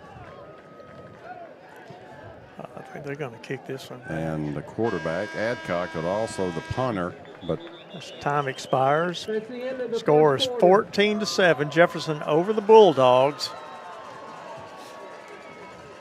And defense is starting to light them up, Bobby. Yep. Winner of this game will move on to the first round of the playoffs. Loser's going to start playing some basketball. Riverside Bank of Jefferson, hometown banking. It's the kind of business where you work with your neighbors like you'll find at Riverside Bank of Jefferson. Mr. Lee Haggard and his staff return the kind of service your parents and grandparents remember with all the features of a 21st century bank. Visit the bank at 371 South Walcott. That's Highway 59. Riverside Bank of Jefferson, a division of First National Bank Trinity, equal housing lender and member FDIC.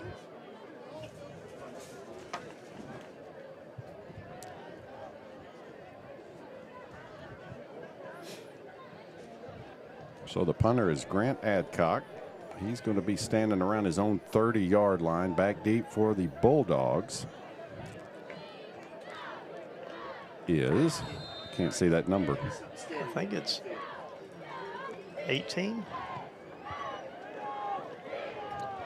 Fair catch called for. Ventimiglia, isn't it? That's 14. 14. Zayden Else. I think he was the punter. I think you're right.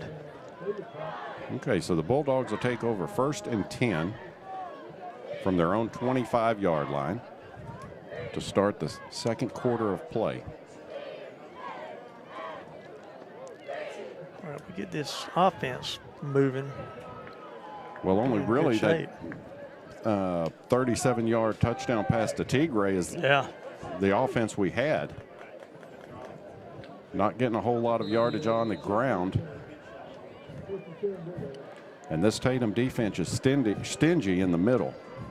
It's going to be hard to run straight at them.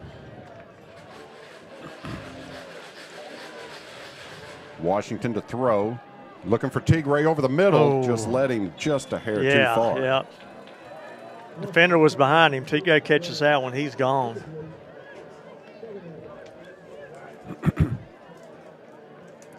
Tigre got wheels.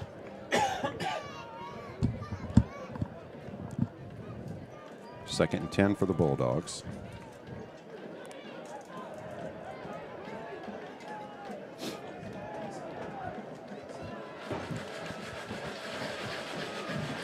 Twins to the right. This is going to go out in the flat. That is complete to number 19, Braden Ventimiglia. We got about 7 or 8 out of it. Let's see where they spot it. the 32. 7 yards.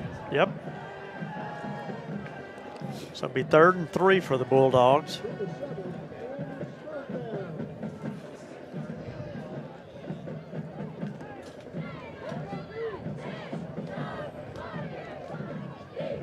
Got Tigray down low, Twins to the right.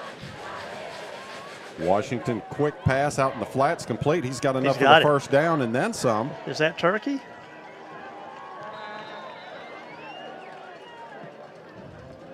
No, that's 14 again. Zayden Else. Elsa's making a showing tonight.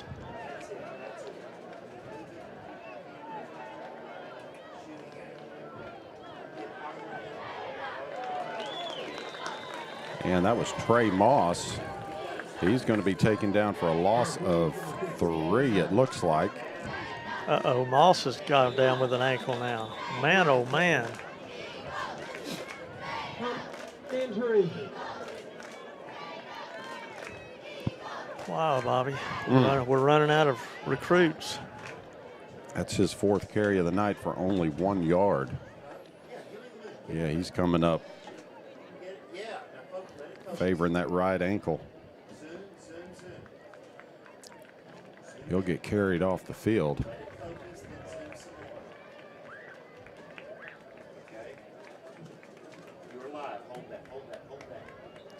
They call the Tatum medical guy over to look at it. Moon still shining bright up over the left side of the field. There's a good shot of it. Bulldog fans. They found the moon. They found the moon. That's a pretty moon, though. It is. 2nd and 13 now for the Bulldogs.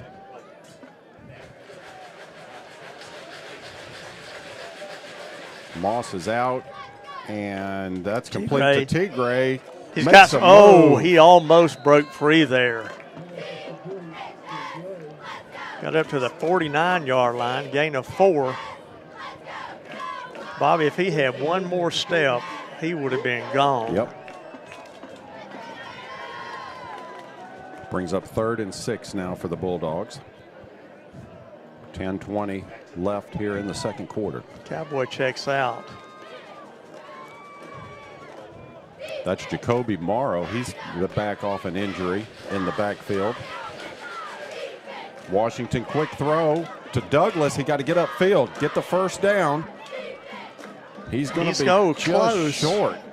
Maybe a yard short, Bobby. Yeah, they're going to mark it at the 46. Needed 6 and It'll got be 4th 5. and 1. What do you do here, Bobby? No, you got to go. You got to go.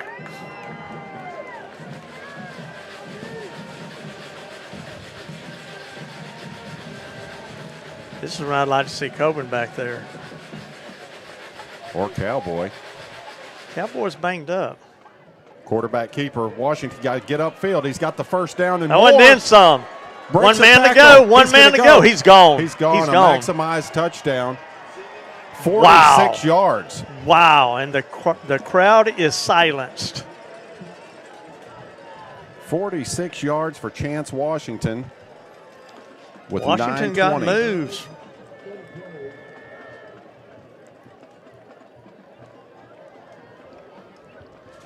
Okay, Cowboys back out there.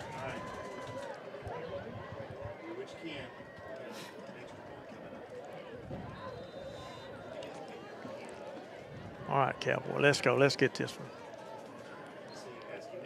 Good snap. There's the there kick. It is. Good kick. All they have to do is get it down there for him. Right down the middle. Bulldogs take a 21-7 lead over the Tatum Eagles. 9:20 left here in the first half. Let's go, Dogs. And that's what they need to get a 14-point lead, a little momentum on your side, and keep this thing rolling. And no matter what you hear, don't be fooled. Not all insurance policies are created equal. If you purchase a cut rate policy online, you may be in for an unpleasant surprise later. As an independent agent, Brown Rig Insurance can offer benefits you cannot get from any website. They offer expert advice, personal service, and choice of coverages from quality carriers. Call Brown Rig Insurance to get more value in your coverage, 903-938-8888, or you can find them online at brownrigins.com. Go by and see Vic Perot. He has been backing the Bears since we started this thing way back when. Of course, I think Bulldog Bell Bonds has been right there with us the entire time, too.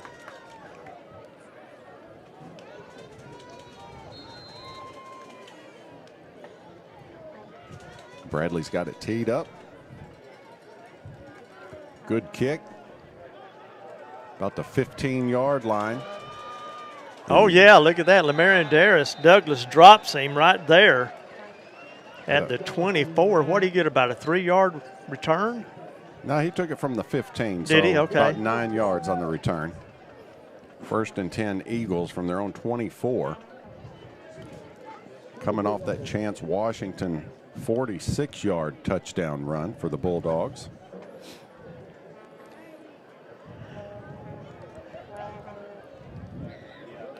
Let's go defense.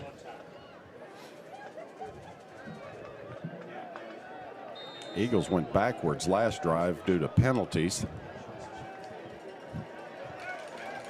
Grant Adcock is the quarterback. He's got 4 receivers to his right. Quick throw out in the flat. It is to number 4, Elijah Douglas Williams. is right there on him. Boom. He's down he goes. Lose 2 yards.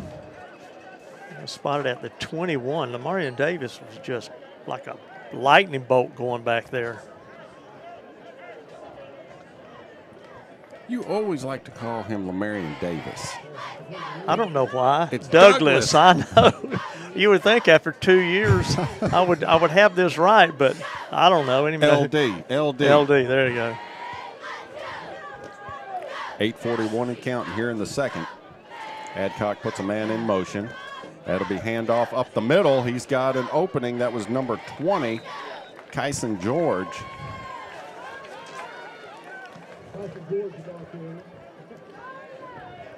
Well, that's a good sign. Dale Brown is back on the field. Gain of 8 brings up 3rd and 4. Ball's on the 30-yard line, or no, the 29-yard line. 8:12 left here in the first quarter, or the first half. Adcock's under center, I formation, goes back to the big man. That's number 41, Ty Moore. Thor, he's going to be hammer short. Down. He's short, 2 yards short. That brings up 4th and 2 for the Eagles at their own 32-yard line. Have to get to the 34. If they give the appearance they're going for it. Well, let's see if they snap it or try and They draw may them just off. try to draw us off. They're in the eye. Quarterback keeper Adcock. He's got the first down up to the 44.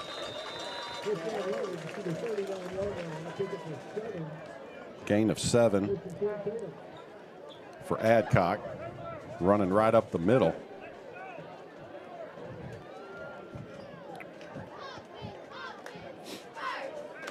Ball spotted at the Eagle 39-yard line. 21-7 if you just joined us is the score. Bulldogs up by 2 scores.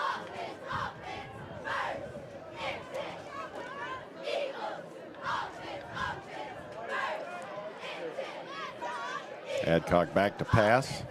Here comes pressure. He may take off, makes a move, makes a man miss, cuts across field. He's got plenty of room to run until he's brought down by number 8, Caden Parrish. Good gain, though, on first down. He's going to get about 17 yards on that carry. Dadgum, there goes Deli in. That ankle is killing him.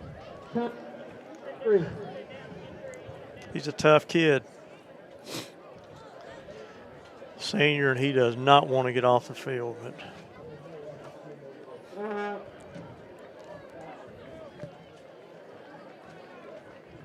got the ball spotted at the Bulldog 43-yard line. 1st and 10 for the Eagles. We've got 6:46 remaining here in the first half. Bobby, do you remember Did they still use atomic bomb? Ooh. Yeah. Yeah. Put some of that on there. You won't man. even know if you got an ankle. The ankle don't hurt. The heat hurts. Yeah, well, you know why they used it. Yeah. Yeah. You never played a trick with that, did you? Handoff over the right side is Ty Moore.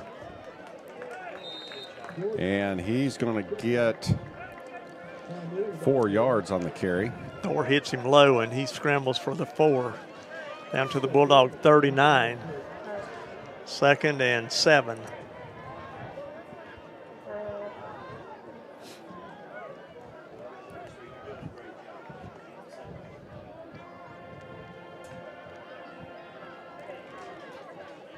The scoreboard is wrong, folks. It is not 3rd and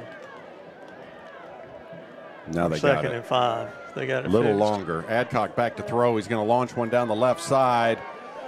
Jump ball. It falls incomplete. No flags. Got another Bulldog coming up. That's limping. Number 28. Braylon Bradshear on the coverage that time.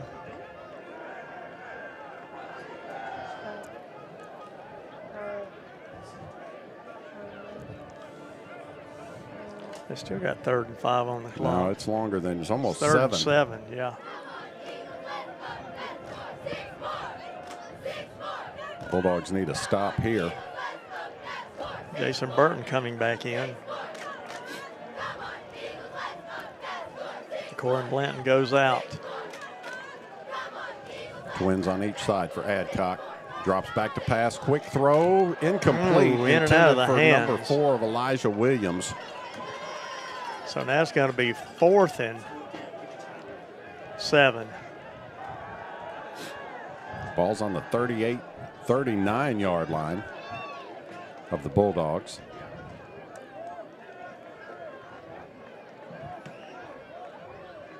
All right, defense, let's stop them here.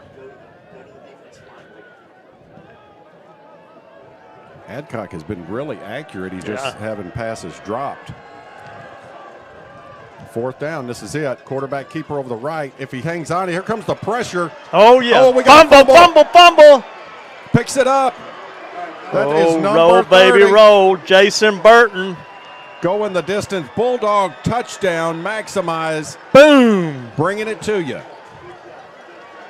Oh, where did he pick that up? About the 45? Yeah, yep. Do you have a, there it is. Replay. Where did 43? What do you got? 47-yard line? Okay. Awaiting the PAT by Cowboy. Locally known as Fisher Bradley.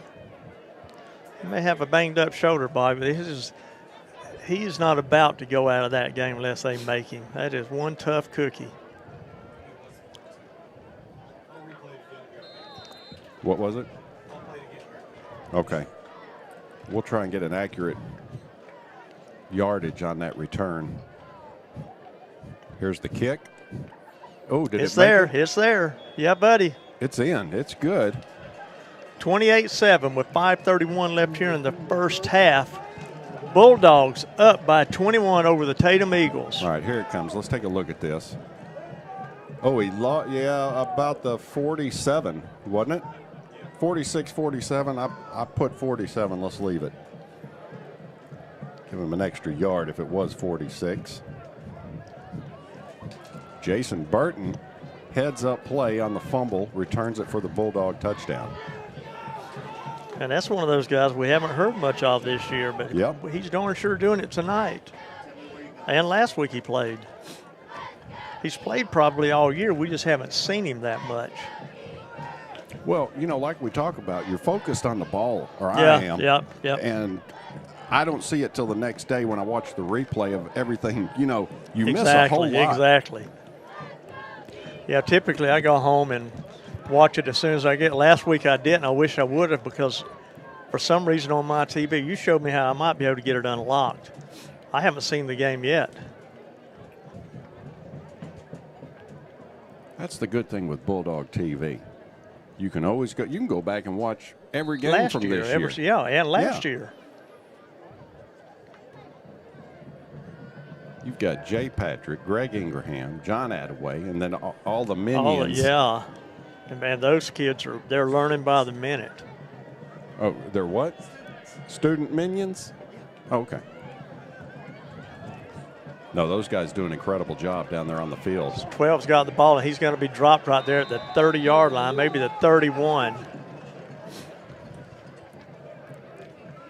That was Grayson Lee on the carriage. 5:26 remaining here in the first half. Bulldogs up 28-7. That's what we needed, a little momentum going into halftime. Tatum will get the ball starting the second half.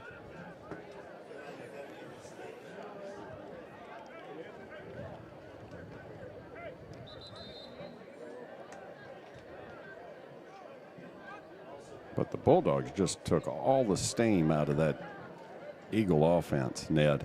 Yes, they have.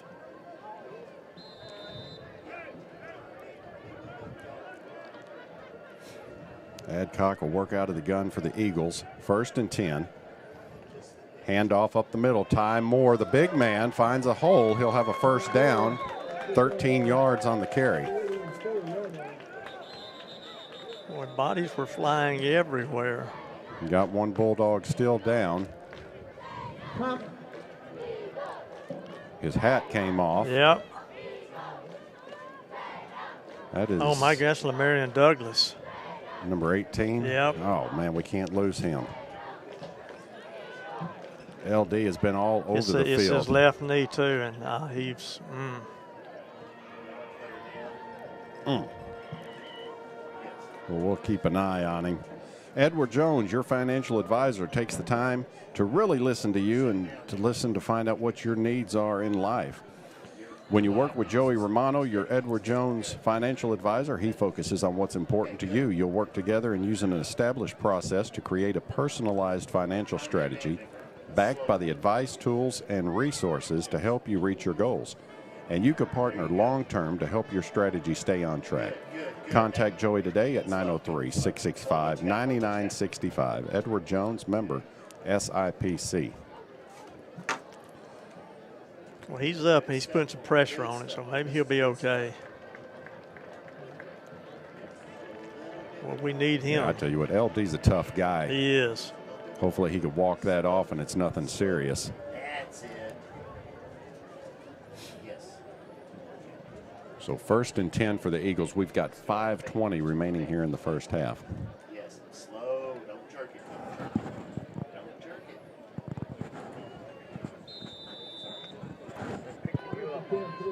Picking you up. Yeah, sorry.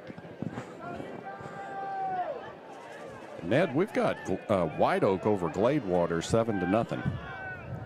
I would tickle me to death. Adcock, quarterback keeper up the middle, now bounces it out to the left side, and he's going to pick up 5 on the carry. Braylon Blackshear on the tackle.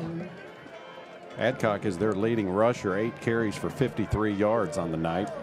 The ball spotted at the 49-yard line of the Eagles. 4:47 left here in the first half, and Bulldogs up 28-7. Ned Liberty Ilo is leading Sabine 7-0. Malakoff and Winsboro are scoreless. What's Commerce doing?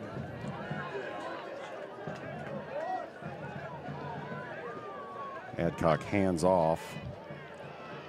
I think He that got a couple of yards. it was number 27, I believe, Damian Pippins.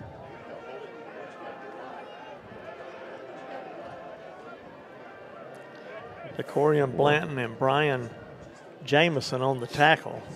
So bring up 3rd and 1 inside Bulldog territory down to the 47-yard line.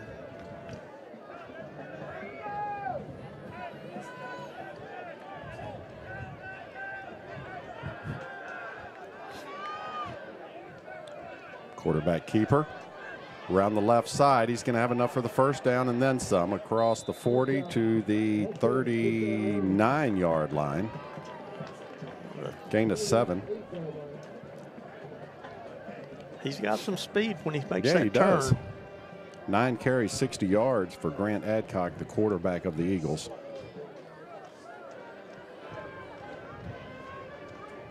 Ball spotted at the 39-yard line. You know, Bobby, the day of the pants with the knee pad in them are about gone now. These It's guys almost don't shorts. Yeah, that's what it looks like. With some thigh pads. Adcock going to go deep down the right side. It's a floater just hanging there, tipped away at the last second. Douglas almost had it. Oh, there's a flag. I think that's going to be on the It was on the other. Devontae Black. Yeah, number 23. Black might have been holding. Well, it's good to see There was contact. Oh, yeah. LD back on the back. field.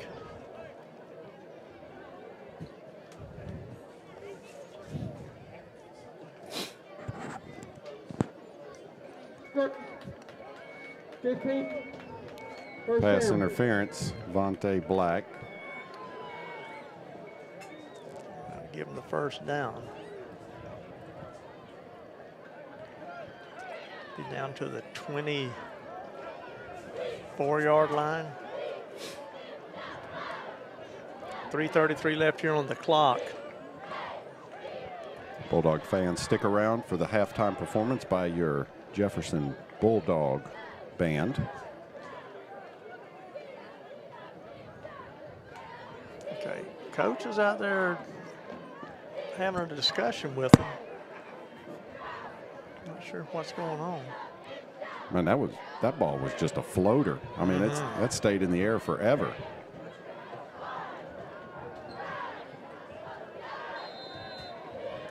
I don't think Vontae Black knew LD was coming over to help him.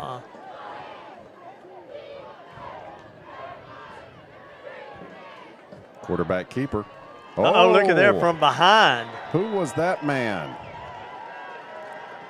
Is it the band director? That's 27. 27, Aaron Ballard. He just shot through the line. That's going to be a 2-yard loss. Bobby, he came from the left side. Quarterback was going to the opposite side. Ran him down. Keeps the clock running down to 3 minutes left here in the first half. Eagles have a little confusion getting this play in. Got 9 seconds left on the play clock. 5, 4. Let's see if they get it off in time. It's going to be close. Either a timeout. They had to call timeout, I think. Yeah, they had no choice there.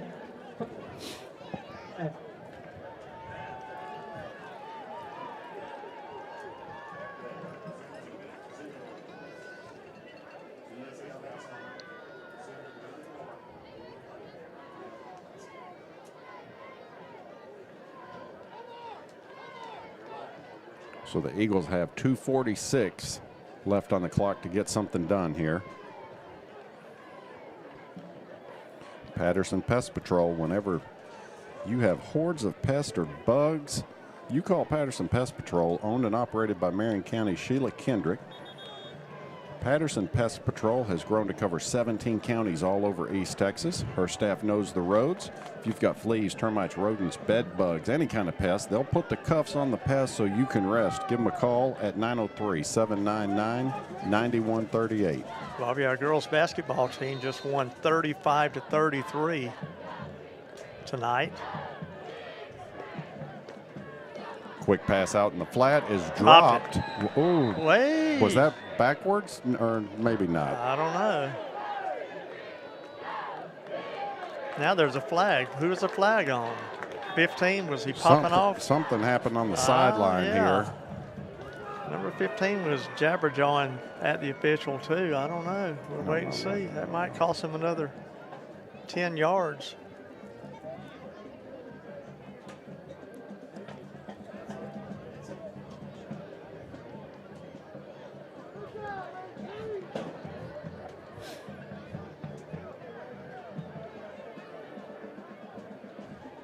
Here comes the call. After the play, 2 unsportsmanlike. We have unsportsmanlike. Number 15, Tatum. Unsportsmanlike. Number 18, LD. LD. Offset. Third down. 3rd and 12 now for the Eagles.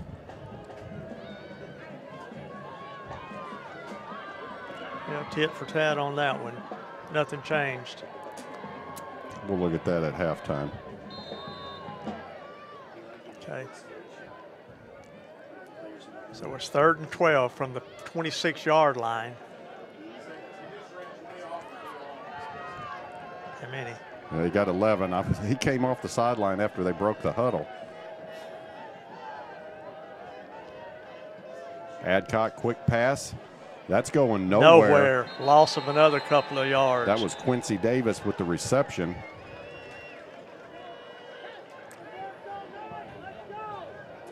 He's going to lose. was the first man there. They Loses had him wrapped 2. up. So that's 4th and 15 now, isn't it? Yeah. 2:20 and counting here in the first half. Got to keep everything in front on that secondary. Don't let anybody get behind you. Yep. Because they're probably going to go deep. They're going to have to. Got 8 seconds left on the play clock again. They don't. 6. They call timeout again. I guess that's their last timeout. I'm out. Yeah, that's the 3rd one. I thought they'd already used it. But Where are you? Bulldog fans, if you miss any touchdowns or you can't see it, you need to have your eyes checked. Go see Dr. Sheila Lang-Bartels at Maximize in downtown Jefferson. Her staff provides the best customer service in East Texas. They have a wide variety of frames, women's, men's, kids, and even designer frames. Maximize has everything you need for your family eye care, including contacts and sunglasses. You'll be seeing every touchdown after you see her. Call Dr. Sheila at 903-665-2020. Located at 108 North Walnut Street in downtown Jefferson. And Susan did have, I think she ordered a pair of glasses. She had some old glasses she was wearing. They were probably worn out. You need some new glasses, sunglasses. You need contacts.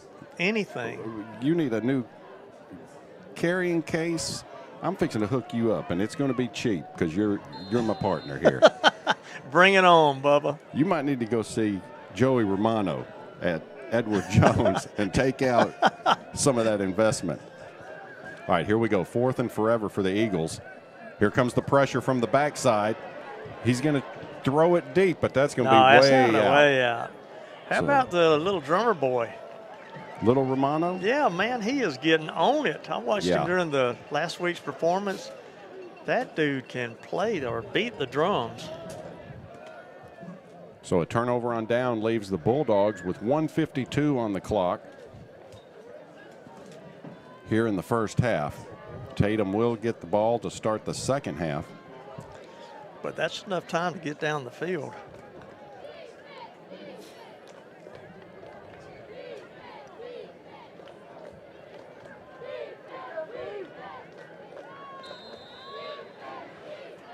So here comes the Bulldog offense back on the field.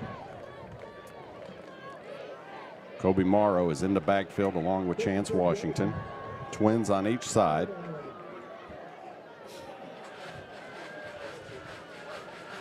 Washington hands off to Morrow up the middle. He's going to get two on the carry. Well, they're saying now he's at the 30. And 1 yard on the carry. Yeah. Keeps the clock running. Bulldogs might be satisfied with just going in with a 21-point lead at halftime.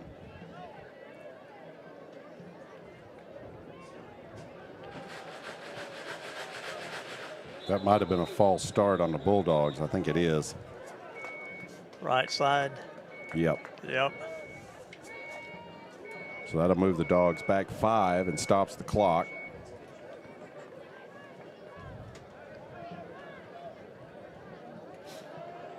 What a beautiful night, Bobby. It is. Now, Monday morning. Hey, it's a different story. It's going to be. Get the chimney cleaned up and. I tell you, I got to talk to Mike Bear. We typically go play on Tuesday morning, and that's supposed to be just about as bad. We got the coaches show on Monday, But I won't be playing any golf on Monday, I can tell you. No, that's not a good idea. So they mark off the 5. It's going to be second. Run off. You run 10 seconds off. Run 10 seconds off the clock. Make it 110, not 120.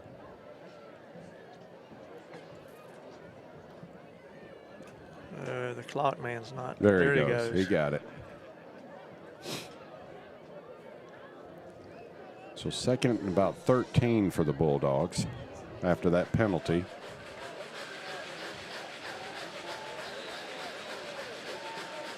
Washington back to throw. Here comes pressure. He's moving out of it. Might need to throw this away, but he tucks it and goes out. He's going to take a loss. I wonder why he just didn't toss it out. He's going to lose 3 on that carry.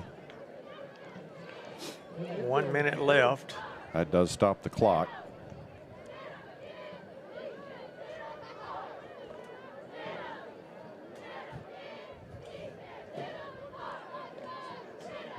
That's going to bring 3rd and 15 now for the Bulldogs. I don't think we're going to see Turkey tonight. I think he's recuperating. Maybe. He took a hard hit last week. Bulldogs have trips to the left. Washington to throw. Here comes a deep pass. He's wide open. That's Braden Ventimiglia. One man to beat. He's fighting his way down to the 20-yard line. Is he going to throw a flag? I thought there for a second he might throw a flag. He put it back in his pocket. That is almost 50 yards on the reception.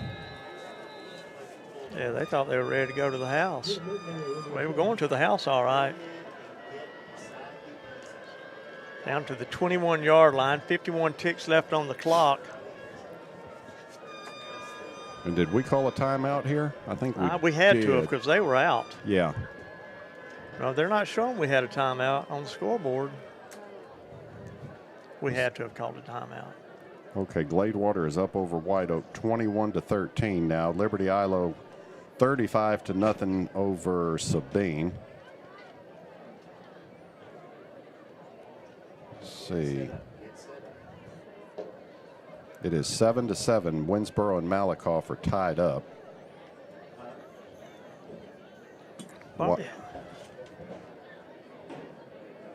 Wascom takes the lead over Hawkins 23-20. Those scores are being brought to you by Doug Thompson. He's your man at Thompson Insurance Marketing, where Medicare is made easy. If you have questions about your Medicare insurance, you call Doug Thompson at 231-8491. He'll get you fixed up on everything. Bobby, I think Turkey, I'm getting information that he may be wearing number 14, where not Zayden else, but Turkey. Deep pass in the corner. That's touchdown. LD, isn't it? LD all the way. Man, no chances. He's spotting it tonight. 22 yards. Make sure that was LD. I'm pretty sure that's him that's jumping up and down. Yeah, that's him. Wow. Cowboy comes out for the PAT. Chance is the holder. Zoom in.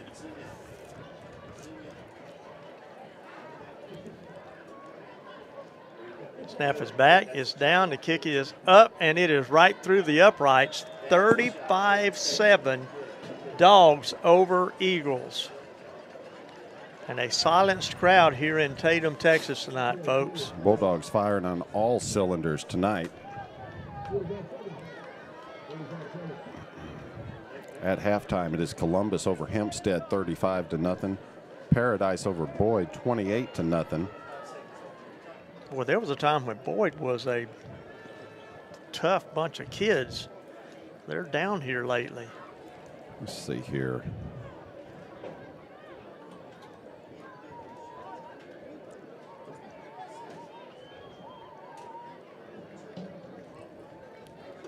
Yeah, I got. Oh, 14 is Turkey. Okay. Yep, I've got Trinity Braddock just chimed on.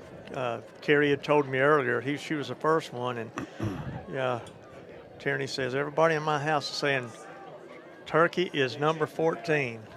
So that's good to know. We didn't get that memo, did we? I did not get it, and you think that's very important. Good. Give me the kicker, Steve.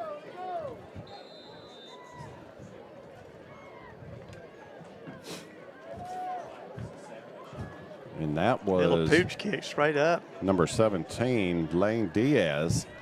He might have gotten 3 yards out of it. Down goes Diaz. If you remember, we talked to Diaz about 2 years ago when he was out on the field like we did with Tanner today. Yeah, you're he right. was practicing You sure field are. goals, and we're telling him, stick with it. And there you just seen him. He's on the field and gets a kick. I forgot about that. Mm-hmm.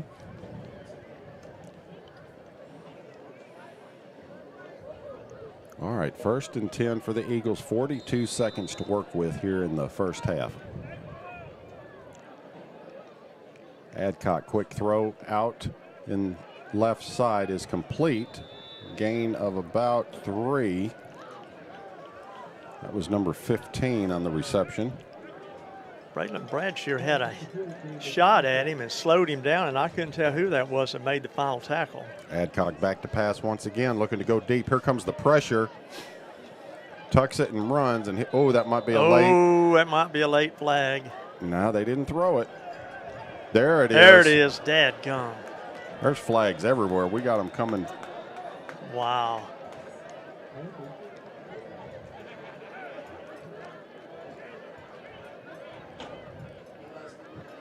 So that stops the clock with 13 seconds remaining here in the first half.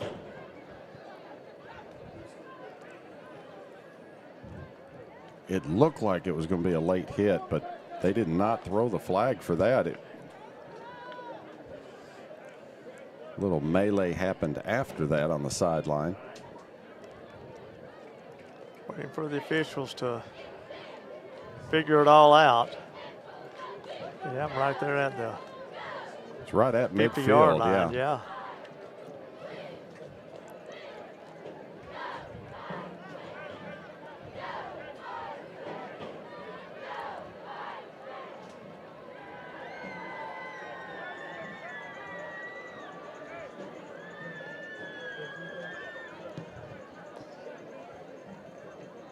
Sportsman line. Against Tatum. Yeah, number 15 for Tatum. That is Isaac McAllister. He was the ball carrier after the Little pass melee. completion. And then, yeah, he did. You know, he was trying to plead his case over there for that late hit out of bounds. Because I might have to agree with him, but we can't see that far across the field. I can't see that. Yeah. I'm not going to agree with him. Yeah, okay. So they're going to take a knee to run this one out with 13 seconds. At halftime, it is your Bulldogs 35 and Tatum 7.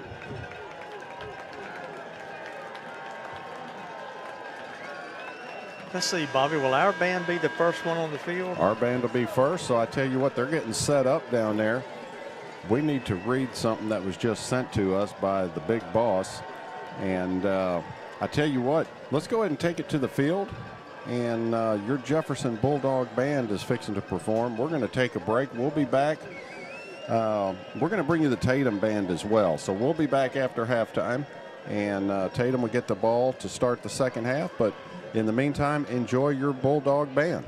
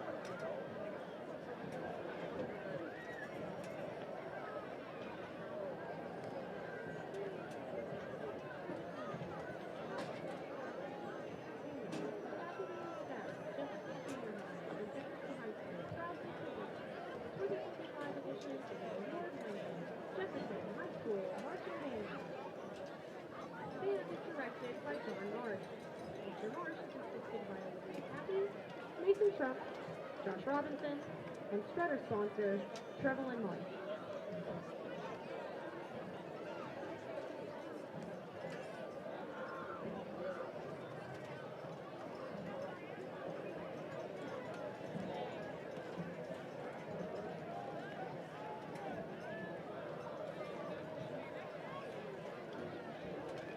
We would like to take this opportunity to recognize some special students.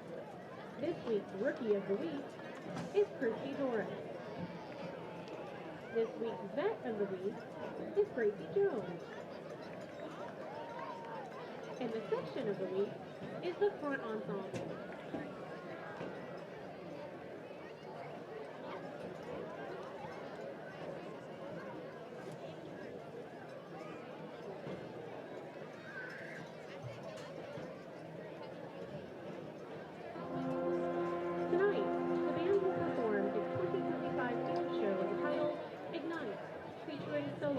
Richard Snowgrove, Gunnar Walker, Blaine Childress, and Skylar Lindley.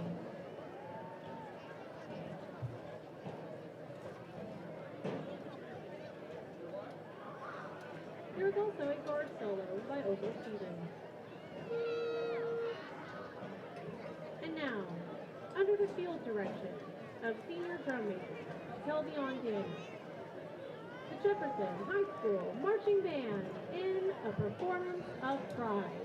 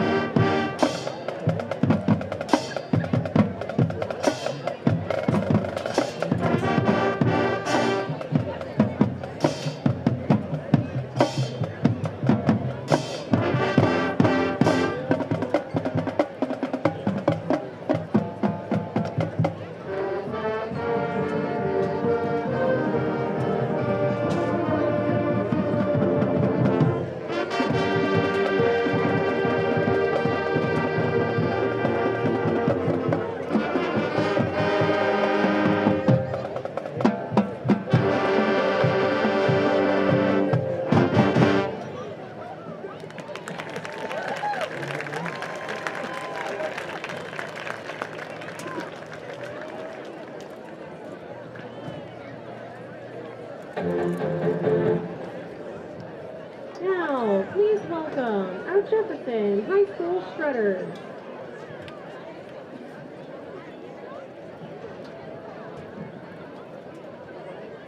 The Strutter of the Week is Tanisha Alexander. The Strutters will perform to Made You Look.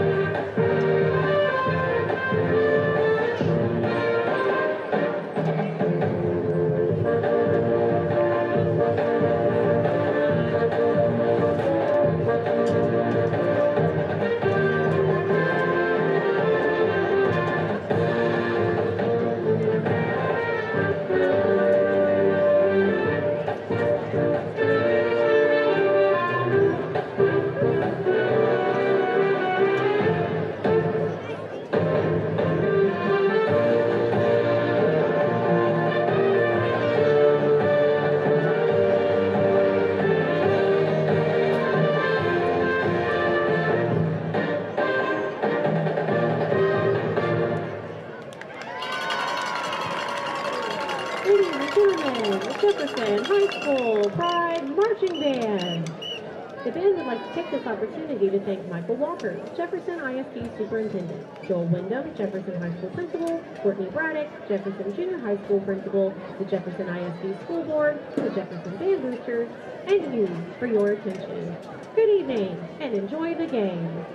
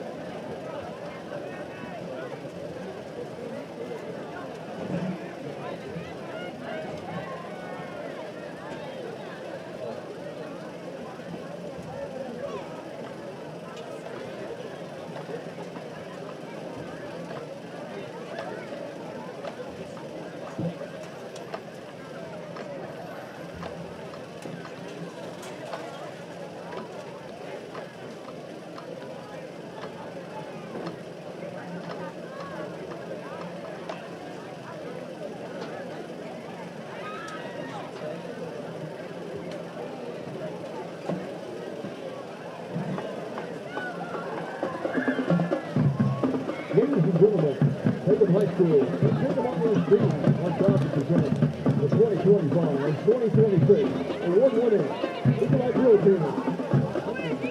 Andrea Barker, leading the team on the field from left to right, Lieutenant Talation Neal, Taylor Baker, Jimmy Cox, Delilah Chambers, on the 50, your captain, Lauren Davis.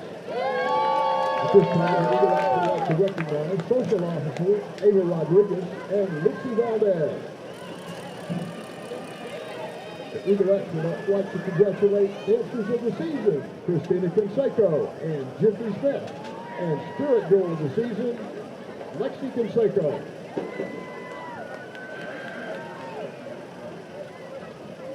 The Eaglettes halftime performance is proudly sponsored by Platinum sponsor Sierra Flex Sand LLC and Gold sponsor All Service Window and Door Company.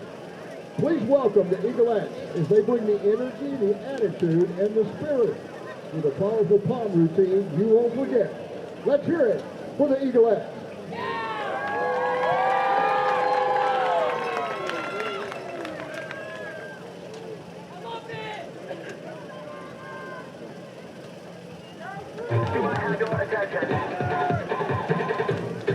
We about to go down. When the speakers go loud, everybody turn up. It's about to go down, down. I just have one thing to say. You better work.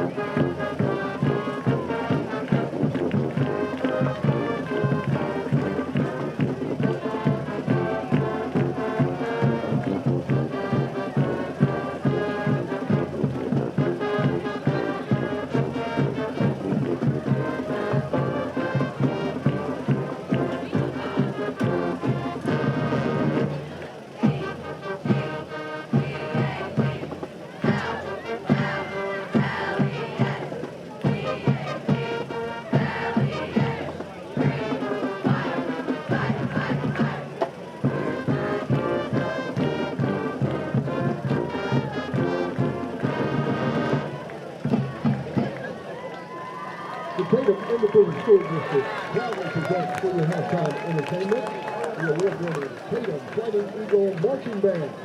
Tonight the band will be featuring their Eagle Dwellers performing to halftime.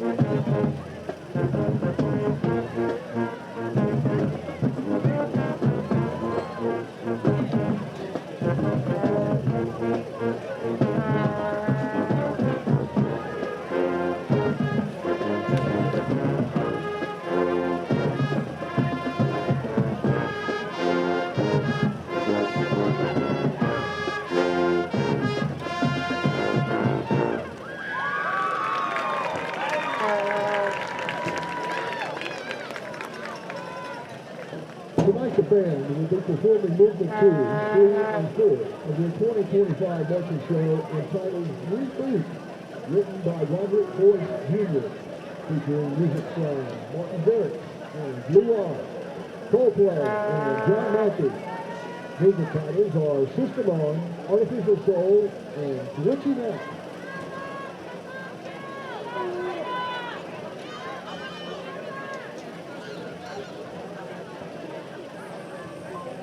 Seniors, Alex Connor, Hadley, Casey, Lewis, and Zoe. Is your band ready to perform?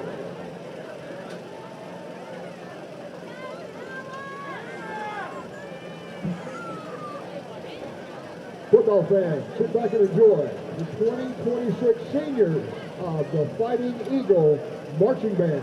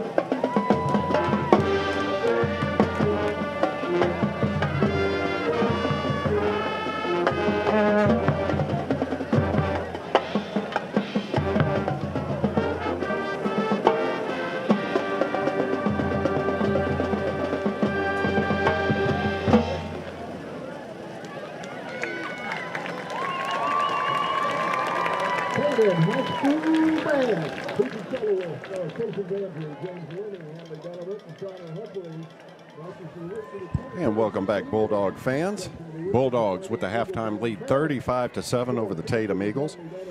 Bulldog fans, I'm going to mention a message that came across for us, so pay attention. This has to do with postseason changes for 25-26 for non-commercial academic broadcasts. Previously, there were limited exceptions for some academic video broadcasts. For games also selected by UIL broadcast partners provided strict guidelines that need to be met. However, as interest in postseason coverage grew, the policy was often misused, becoming difficult to enforce, and ultimately resulted in numerous contractual violations with UIL broadcasters. As a result, academic broadcasts will no longer be approved for any contest selected by a UIL broadcast partner or media sub-licensee. Bulldogs TV, so what does that mean for us? As for Bulldogs TV, we will now begin a partnership with NFHS to guarantee Bulldog fans have top-notch hometown coverage during the playoffs. Nothing changes for us during the regular season. We will continue to stream on our YouTube channel for free for all Bulldog fans, and others around the state can find us on NFHS. Once the playoffs start, you will find the Bulldogs exclusively on the NFHS network per the new UIL guidelines. Ned, is that okay with you? That sounds good to me. So if I'm reading this correctly, and we'll take it for what it is, if we did not join that NFHS for the playoffs, somebody would take over the broadcast with NFHS. That doesn't know anything about us. Doesn't know anything about either team, probably. Yeah. And, you know, you get names mispronounced, that type of stuff. So what we have to do for the playoffs is join the network, and hopefully we will be able to broadcast it, and you'll have your hometown coverage. Probably Now, have to pay them. You'll have to pay for the NFHS per game, or some people might already have you can get a subscription for the year. I mean, it's not, I don't want to say it's not that expensive. I'm not sure, but I think it's around $12 to $14 a game for the playoffs. Something like that. So hopefully, Bulldogs are getting ready to kick this one away, Bobby. Yeah, hopefully things stay the same the way this is going, and we'll make that first round of the playoffs. Fisher Bradley has it teed up for the Dogs, and here we go to start the second half. Taken around the 18-yard line, right up the middle. He gets it out to the 40-yard line. And a pack of dogs attacked him. Eagles will take over 1st and 10 to start this second half. I don't have an 88 on the roster here for Tatum. All I've got is 99. I'll do 70 and 99. So that was number 88 on the kick return. We'll call him M&M, mystery man. There you go. Bulldog defense coming up with 2 defensive touchdowns there in the first half. Adcock working out of the gun for the Eagles. Quarterback keeper right up the middle. For not, maybe a yard. They're going to give him 1 yard on the carry. Adcock has 11 carries for 59 yards so far. Stats and Jayden Burton are asking the fans to get loud over there on the Bulldog side. It's going to bring up 2nd and 8 now for the Eagles.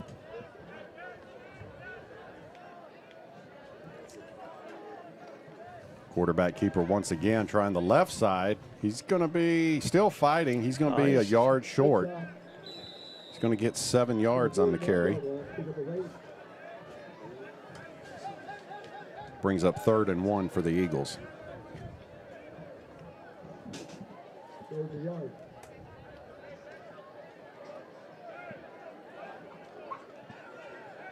And Tommy Lee, Tomcat, you are correct.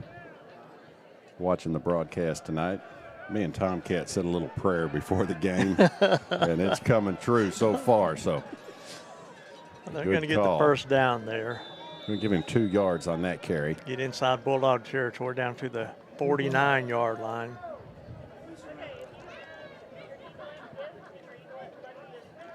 If you just joined us, Jefferson Bulldogs up 35-7 over the Tatum Eagles.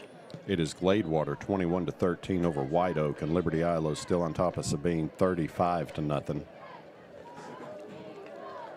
Last score I had on Winsboro Malakoff, they were tied at 7 apiece.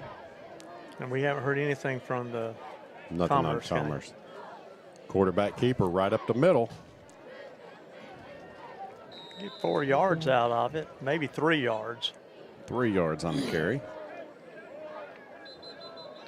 Got another Bulldog slow to get up. 28, I believe, is the number. That's DeCorian Blanton. Test 1. Let me see, where am I here? Let me get another ad in for you. Porta-John, the next time you have an outside project or planning a big event, be sure to prepare for all your needs. The folks at Porta-John are happy to fix you up with outdoor conveniences anytime you need them. Porta-John has everything from simple portable restrooms to handicapped accessible facilities and hand wash stations. They can even provide air-conditioned or heated restroom trailers for your next big event. Give them a call at 903-665-7449 or go online at portajohn.com. Porta-John, where service makes the difference. Proudly supporting the Bulldogs and the JHS Strutters. Bobby, and if I'm not mistaken, Porta-John has had that Porta-John up in the park at Lions Park. Yes. And they do that out of the courtesy of their hearts. Adcock back to throw. He's under pressure again. Oh, tries to throw. Oh, he threw it and caught it himself. Thor invited him to the sidelines. He went to throw, and it was more like a fumble. But he's going to lose, let's see here. About 4 yards? 4 yards on that one. Yeah.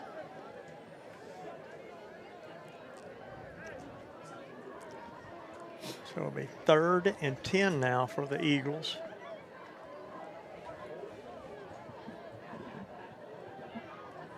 As usual, watching from Spring Hill is Mr. Terry Lee Roth Wells. You know, he filled in for David a couple shows. I don't know if people know that.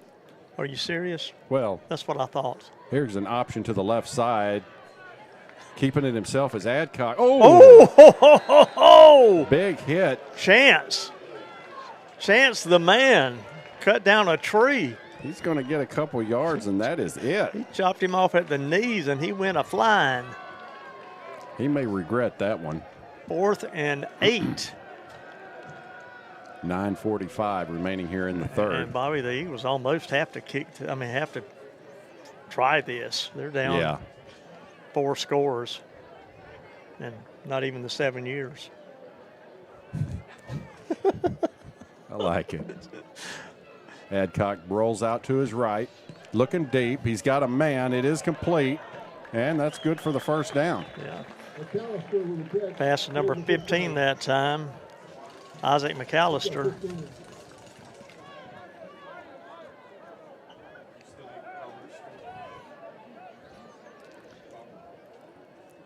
You know, you got that? So Commerce is up over Mount Vernon 21-6 at the moment. No real surprise there.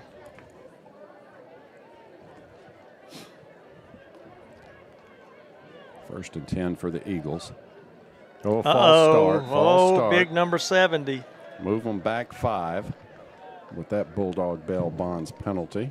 Demarion Talbert had a little excited jump there and cost his team some yardage. Moves it back to the 37-yard line.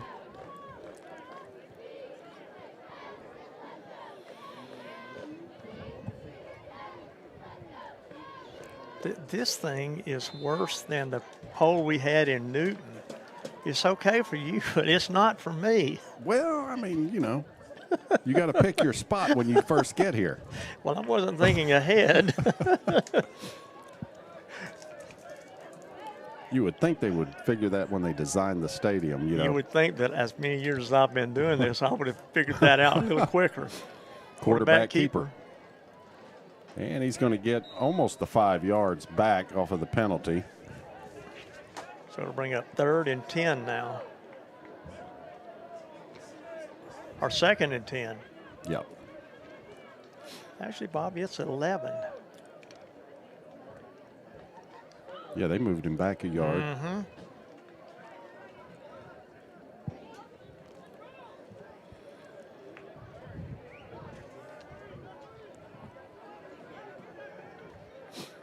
It's good to see Lamarion Douglas back there in the secondary. Yeah, it is. It's a handoff around the right side. That's Going going nowhere. for a loss. Number 13, D.D. Brooks on the carry. No gain.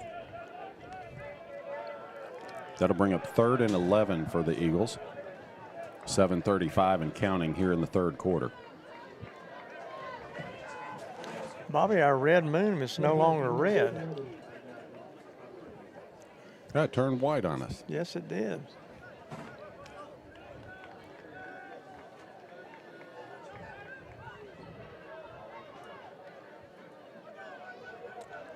Quarterback keeper once again trying the left side. Good gain. He's going to be close to the first. Wow, he may have it. He broke through and. Yeah, he got 13 on that carry. I thought they had him back at the 25, and he picks up the first down. Grant Adcock, 18 carries for 87 yards so far. He's a leading rusher for them, isn't he? He is by far. Next one is Ty Moore, 4 carries for 28 yards.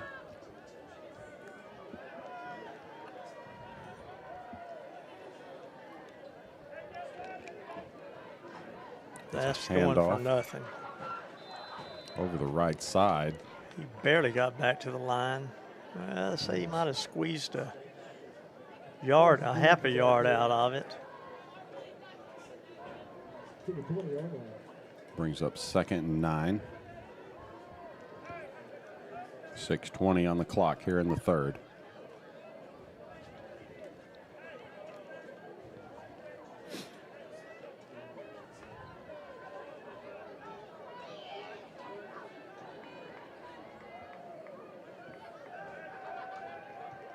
Adcock rolls to the right. Here's the throw over the middle. Intercepted. That's Chance. Oh, he hits the official. The official gets in the way. He's got him. Oh, my goodness. He's still on his feet. That dude has got wheels. One man to beat. Oh, he's gone. 58 broke his ankles trying to switch back. Maximized touchdown for Chance Washington. Let's see where he started this. About the 15 he intercepted that? Yep. 85 yards. He's got wheels.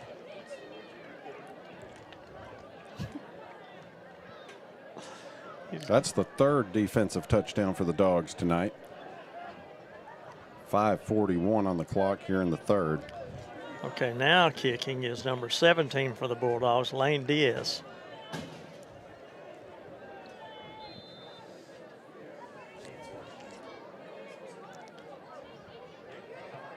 Oh, that's good. Yeah. There you go. That's his first one. I think he might have kicked for the JV. Look at that. That is one happy young man. Good job, buddy. Bulldogs go up 42-7 here in the 3rd quarter. 3 defensive scores on the night for the Bulldogs. Is that yours? Where did it come from? I don't know, but it's better to read than that. Yeah, but it's. Yeah. Yeah.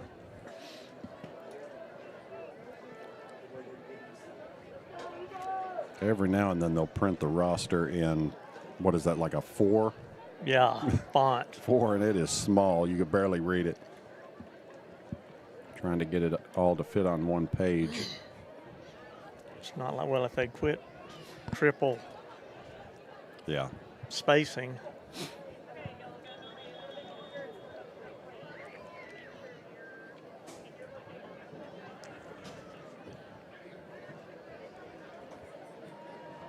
Bradley comes out with Diaz. Diaz kicked the last one, kind of a little pooch kick. Yeah.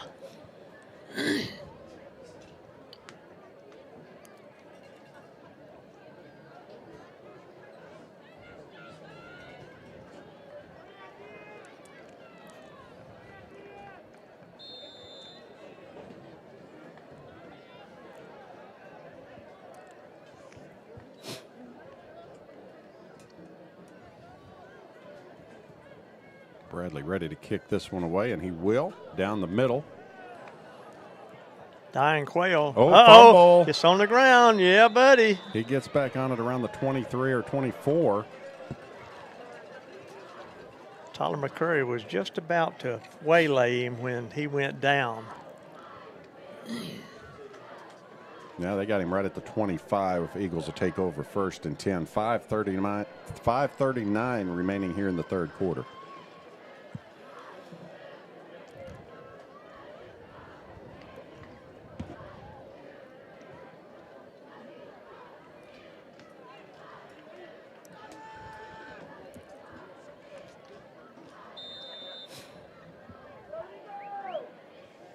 Grant Adcock will work out of the gun.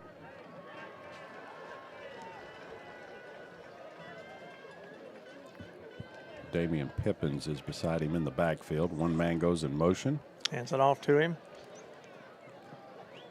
That is Tell you number what, 4. that dude can scramble now. He's got Elijah 3 dogs Williams. on him, and he just kept coming. He gets 12 on the carry. Marcavian Tatum in on the tackle. That dude can run. What? Yeah, he can. That what was class is he? He is a freshman. Wow. Number 4, Elijah Williams.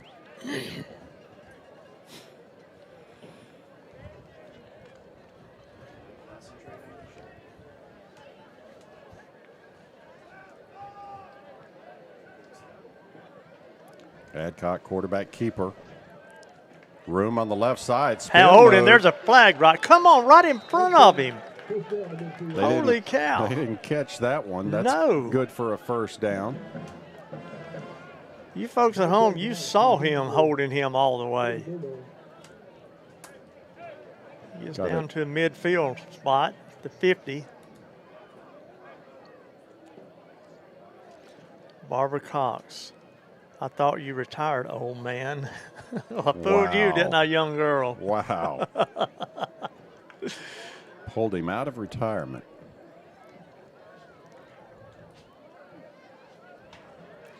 Kind of lets you know how many football games she's listened to in the last Yep. 2 years. Oh, big hit from behind. That was number 15, Isaac McAllister on the carry. He got 6 yards. He hit him high, and Devontae Black hit him low.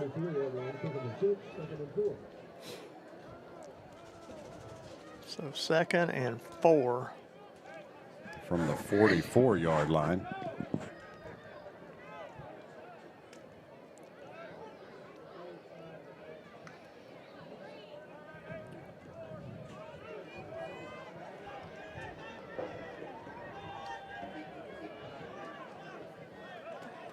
That handoff up the middle. That goes to number 20, Kyson George. He'll have enough for the first. They got some runners.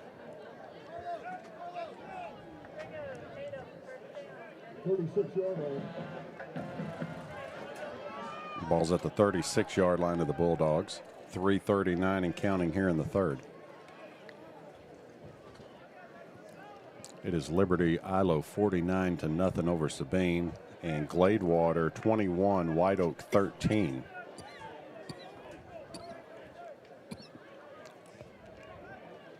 Adcock hands off again. Number 20, Kyson George. Close to a first down. Let's see if they move it. Yeah, they're going to move it. Give him 10. 3:12 left here in the third quarter. Bulldogs up 42-7 over the Tatum Eagles. The winner of this one goes to the playoffs. The loser goes to the basketball court.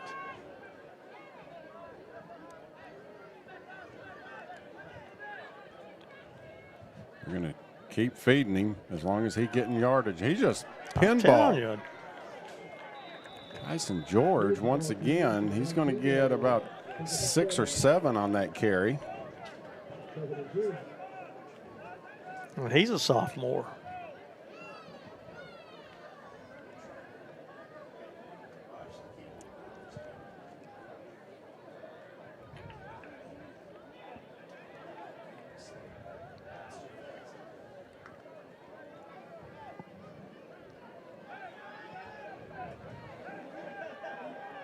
Adcock working out of the gun.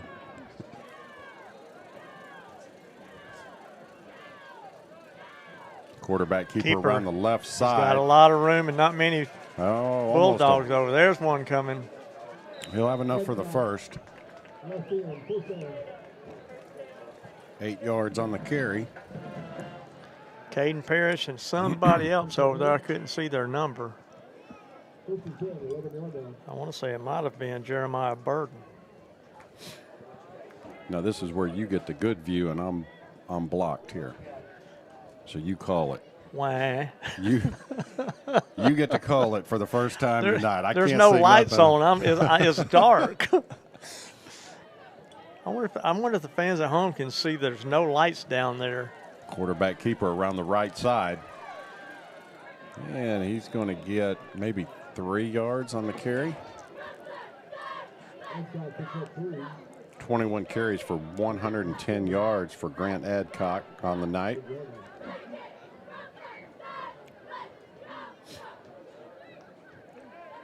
Clock still running at 1:10 here in the third.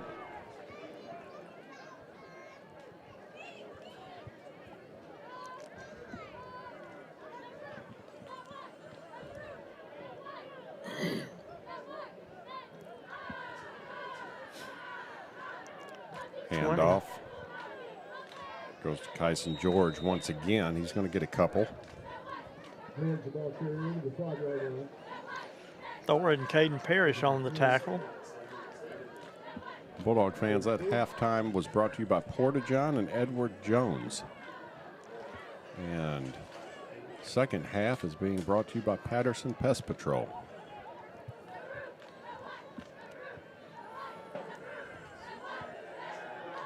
Down to 20 seconds remaining here in the third. Bulldogs trying to keep the Eagles out of the end zone. Adcock quarterback keeper. And he's going to get in for the Eagle touchdown. 6-yard carry.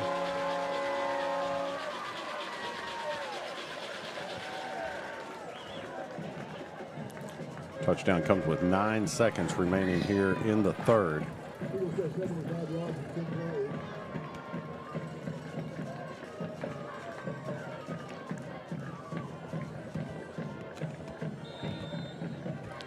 Cody Hines is your kicker.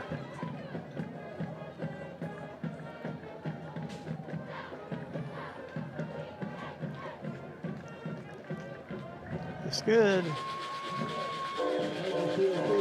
So with 9 seconds left in the third quarter, Jefferson Bulldogs 42, Tatum Eagles 14.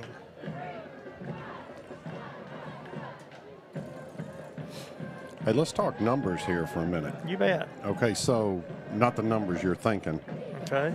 So the enrollment was turned in last week or the week before for the last week, I think. UIL. Yep. And came in at what, 360 or 361? I can't remember. 360. And we're projecting the cutoff for 3A Division I at 365. Yep. So that means if that holds true, we'll be Division II next year. Bulldogs will come into 3A Division II. We'll wait to see where that district realignment will come in. But it is possible we're going to be. And if that's the case, Bobby, instead of being the smallest in the division, we'll be one of the largest. Yep.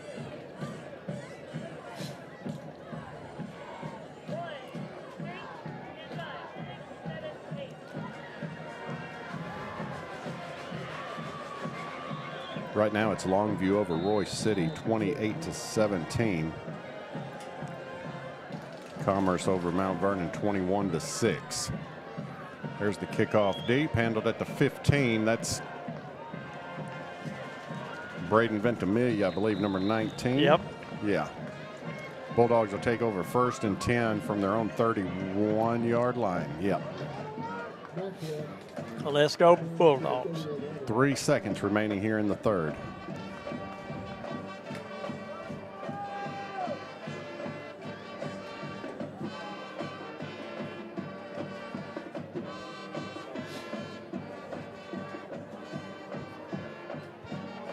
Once again, Bulldog fans, we want to thank all our sponsors for bringing this broadcast to you. No charge. Presented by Brown Rig Insurance.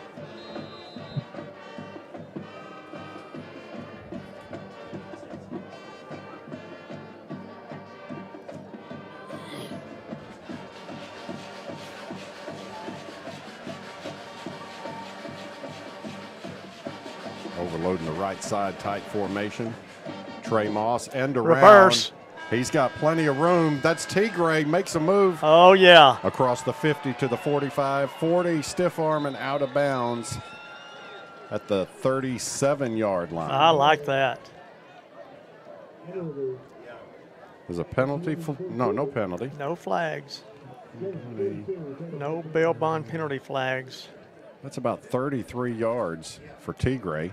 You know, Maximize has brought you, what is that, 7 scores tonight? 6 scores? Yep. So it's maximize, maximize, maximize, maximize, maximize, maximize. And one to grow on, maximize. There you go. We're going to get here in a minute. Yeah.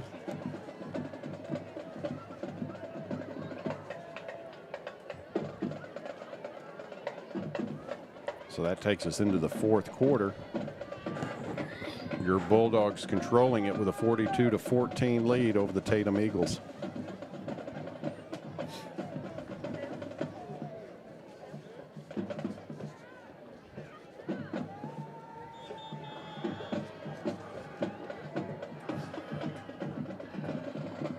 And if everything stays the way it is right now, the Bulldogs will be taking on the Commerce Tigers next week.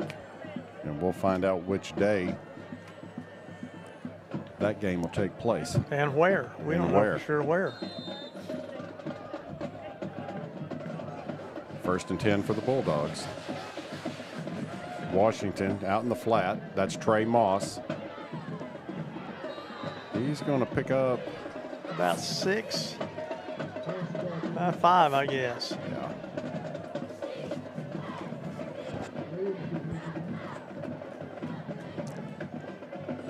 So it'll be 2nd and 6. Ball spotted at the Tatum 33-yard line.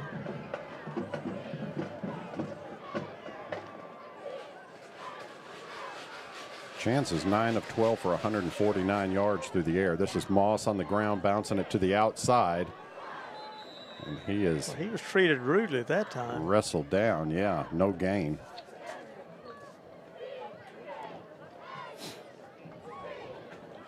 That'll bring up 3rd down now for the Bulldogs. About a long 6.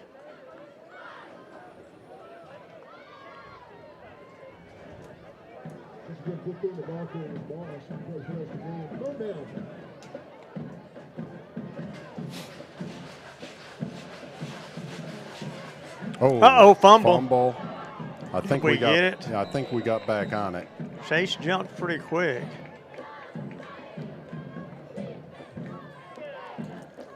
Is it still Bulldog ball? It is. Going to lose 2-3 yards on the fumble.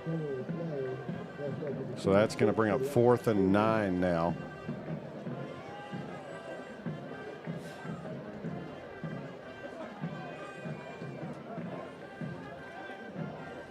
Offense stays on the field, trips to the right side. Washington to throw. Here's Wide the open, pass. wide open. Wide open for the first down. Well enough for the first. Who was that? Number 12. That's Caden Grigsby. His first catch of the night. Chance was on spot with that one. 10:20 left here in the game.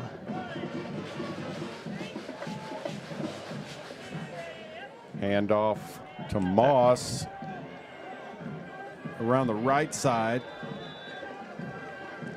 Going to step out about the 13. They're going to give him 10, I believe. Let's see if we're going to move those 12. chains. It's about a yard short. Yeah, that's a first down.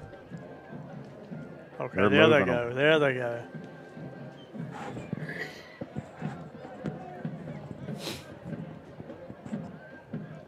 Bulldogs on the move once again. Washington to throw. He's got a man open. That's Trey Moss. Cuts it up the middle. Looking for a block. Oh, just falls short. About the 3-yard line. Pass is complete to Trey Moss. Bulldogs knocking on the door. To the 3-yard line. First and goal. Ball spotted at the 3-yard line. Trey Moss in the backfield with Chance. It'll be Moss up the middle. He's in. That is a maximized touchdown. 3 yards. Bulldog touchdown. The gap widens to 48-14, awaiting the PAT. 9:38 left here in the game, and Bulldogs up by 34. Diaz comes back out to try the PAT. Charlie, Bobby, don't slap me. I called you Charlie. I'm sorry. Diaz, is he coming up from JV? I don't remember seeing him on here. I don't either. I think maybe he has. And, you know, Bradley was bruised kinda up, beaten not up, knowing yeah. if he was going to play tonight, so probably a good call.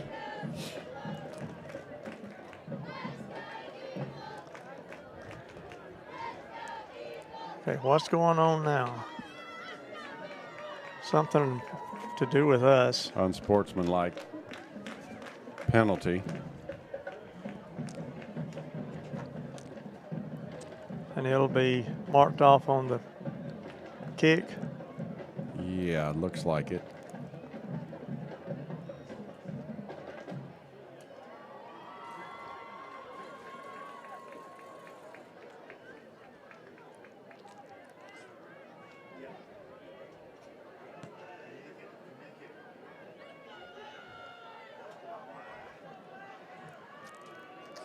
Taking forever for the PAT. I had to blow the whistle. There it is.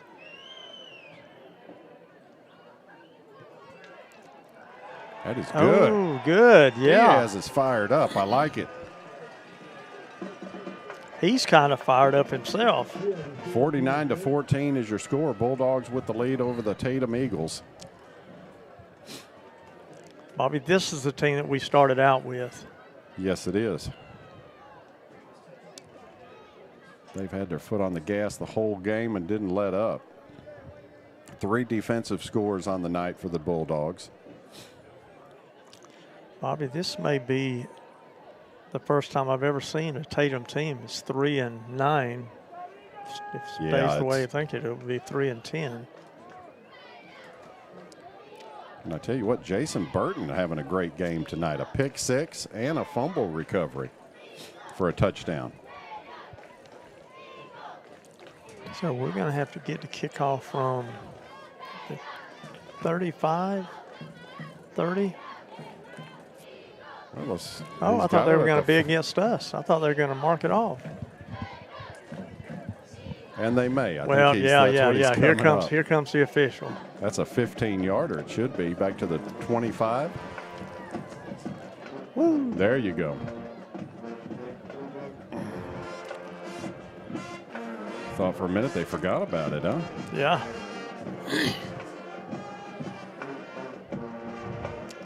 I bet 32 booms this one. Bradley will kick this one as deep as he can. He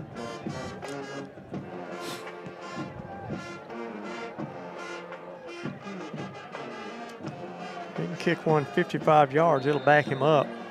Back the return man up 10 yards.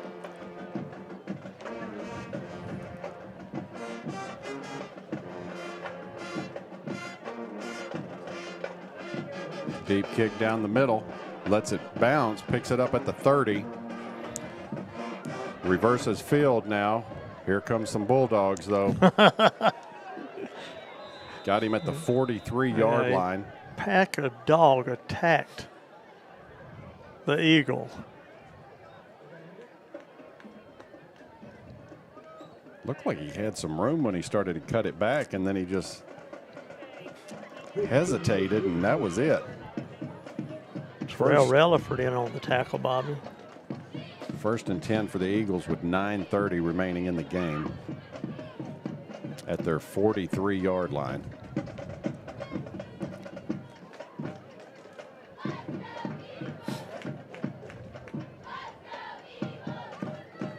All right, Thor's in the backfield now. It would be a blocker.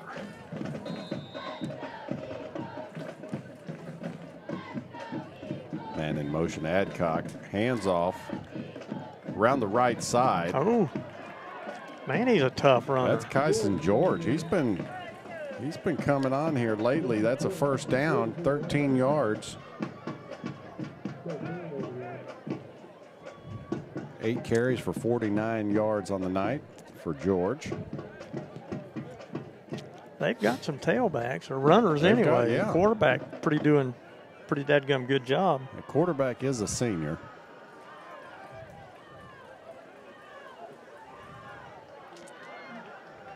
Quick throw out in the flat. That is complete to Logan Tovar. He's going to be pulled down by Vontae Black. Pick up, what, about 6 He got yards? 6 on that one.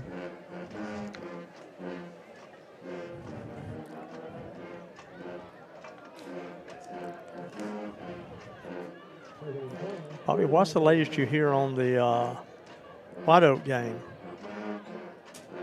Let's see here. That's kind of interesting. Last I had was 21-13. Gladewater was up. I think they might get 1.5 yards, 2 yards out of it, and that'll be all.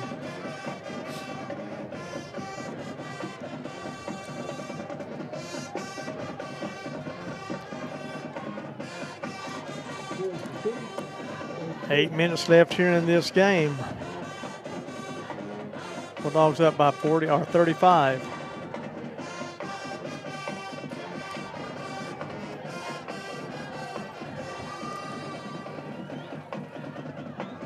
Quick throw goes incomplete. In and out of the hands of number 10. That's number 13. D.D. Brooks. Now it's Gladewater 35-13 over White Oak. It just took them a while to wake up.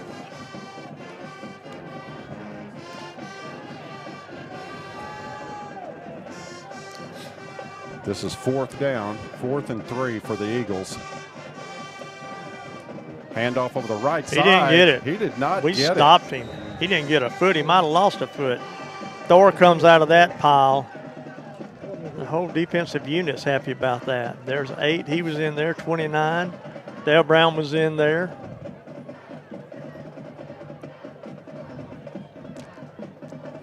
This is the Bulldog team we were hoping to see tonight. Getting it done on offense and defense and special teams.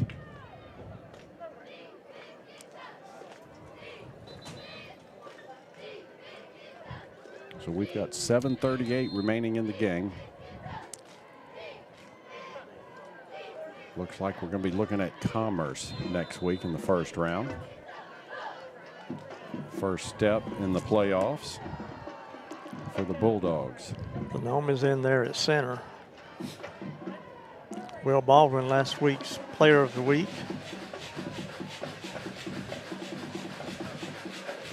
Washington hands off.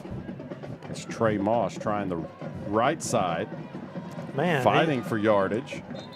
He is up to the 45-yard line, almost the 46. They're going to spot it at the 45 now. So 2nd and 2. 7:15 left here on the clock.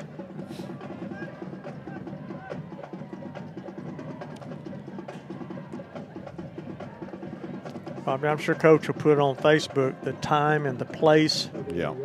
that we'll be playing next week. That's Turkey in the backfield with Washington now, and he will get the handoff. Oh, that might be a hold. No, they didn't throw it. There's a flag right there. There's a flag. I think the coach talked him into it. That was an obvious hold on, I think that was 24, Marquise Chambers.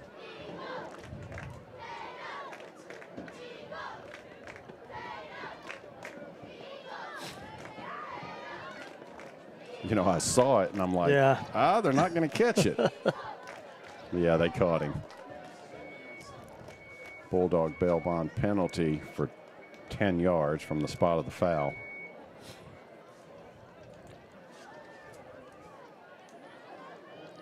You think John Taylor's still up watching the game? Oh, yes. Okay. Yeah. I'm just checking. He's got to stay by the phone. That's right. He's the 24 hours. Yeah, because you know Ken's over there watching football. Bail bond's open 24 hours a day. Washington, quick throw out in the flat. That's complete. To 12. To Grigsby, I believe. Yeah, Caden Grigsby, number 12. Well enough for the first down inside Tatum territory down to the 48-yard line. 6 minutes and 30 seconds left here on the clock.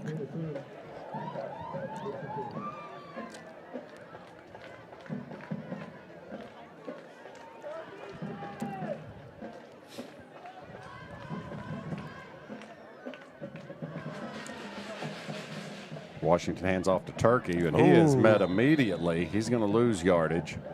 About 3, maybe 4 yards. Going to be back to the 48, so that'll be a loss of 4. Keeps the clock running down to 6 minutes remaining in the game.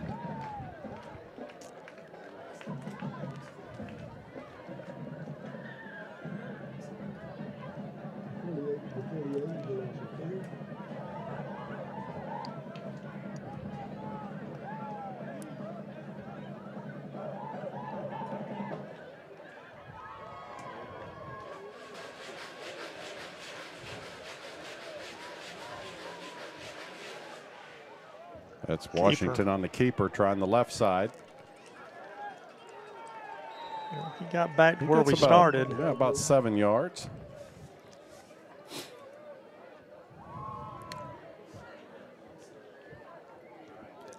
So it'll be 3rd and a long 9.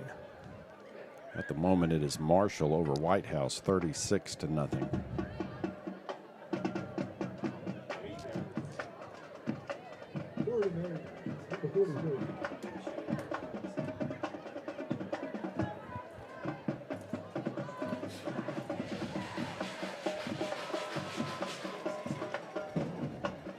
Deep pass over the middle goes incomplete, intended for Grigsby. Sands had a little pressure on him right there as he released the ball.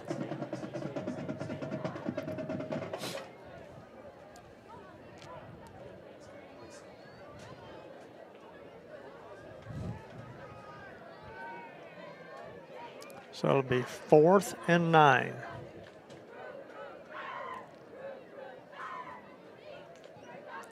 Where's Tigray? Is he out there? I don't see him. You don't see him. No, you've got Marquise Chambers, Grigsby, Turkey, and Ventimiglia out there right now at receiver. Tyrell Relaford is seeing some offensive action as well. Bulldogs called timeout. Yeah, this is 4th and about 8 with 4:48 remaining for the Bulldogs.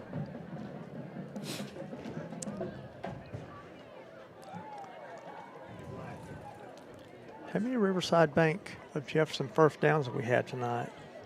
You see, I didn't even keep track tonight with all these touchdowns going on. Let's see here. Chance right now, 1, 2, 3, 4. He is 12 of 16 for 183 yards. Wow. And 2 touchdowns through the air, and he's had a touchdown on the ground and a touchdown on an interception. Kudos to the offensive line. There's Yes. some of these guys haven't been on that side of the ball. And some of the younger guys step up and doing a great job tonight. So Ned, I just can't get think- used to the fact that Turkey's got 14 I on. But know. I knew when I saw those locks, Yeah. that had to be him. All right, here we go. 4th and 8. Washington to throw. Got a man in the flat. He's going to be close if he can spin it. I think he got it. That is Ventimiglia, I believe. Is that 19? I think 16, it is. isn't it? No, that's 19, 19. yeah. That's a first down. Move those chains, boys. First down's brought to you by Riverside Bank of Jefferson. Go by and see Lee Haggard and his crew. They'd love to take care of you.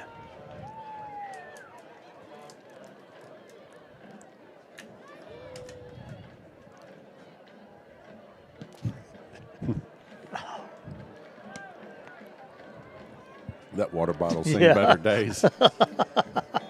I think you got a little spot on your score sheet, Yeah, too. It's all right.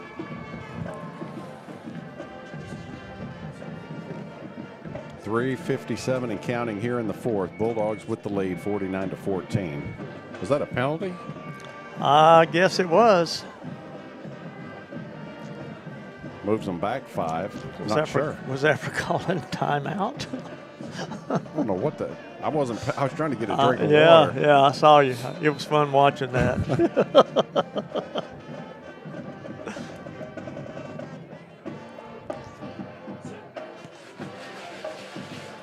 Washington hands off. That is 23. Vontae Black. Gets about 3 on the carry.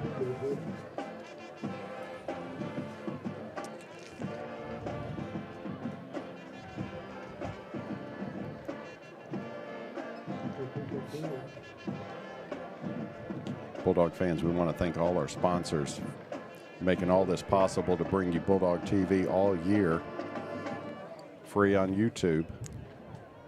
Remember, next week, if we are able to broadcast, it'll be on the NFHS network.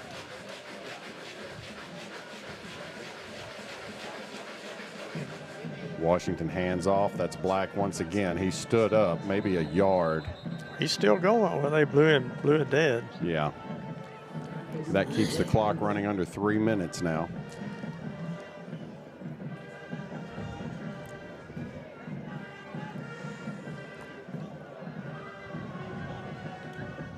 That'll bring up 3rd and 11 for the Bulldogs.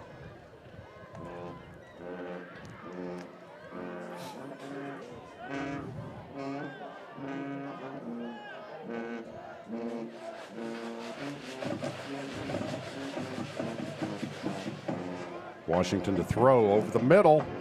Intended for Grigsby, goes incomplete.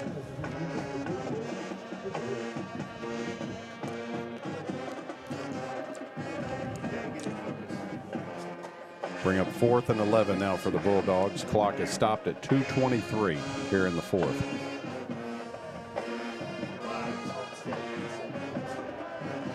We're going for it.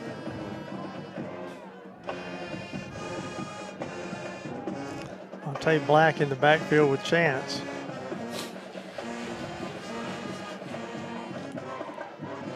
Little slip screen. That is wow. Grigsby. Down to near the 15-yard line. 26 yards on the pass play. Oh, there's a Tatum defensive line kid going down. You hate to see that. Oh, way back at the 45. Yeah. I think that was the big man, Demarion Tolbert. He's a sophomore, 6', 295. So that'd be a first down for the Bulldogs. 2:14 on the clock.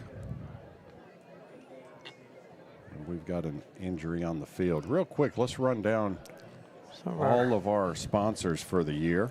Well, of course, we're going to start with Brown Riggy Insurance, Riverside Bank of Jefferson, Edward Jones Investments, Patterson Pest Control, Maximize, Bulldog Bail Bonds, Porta John, Johnson Collision, Studio 413, D&J Campbell Plumbing. And have I missed anybody, Bobby? No, that is I it. don't think so. We appreciate all those guys for making this possible to bring you Bulldog football live every Friday night. That young man's going to, well, I thought they were going to get him up. He's coming up.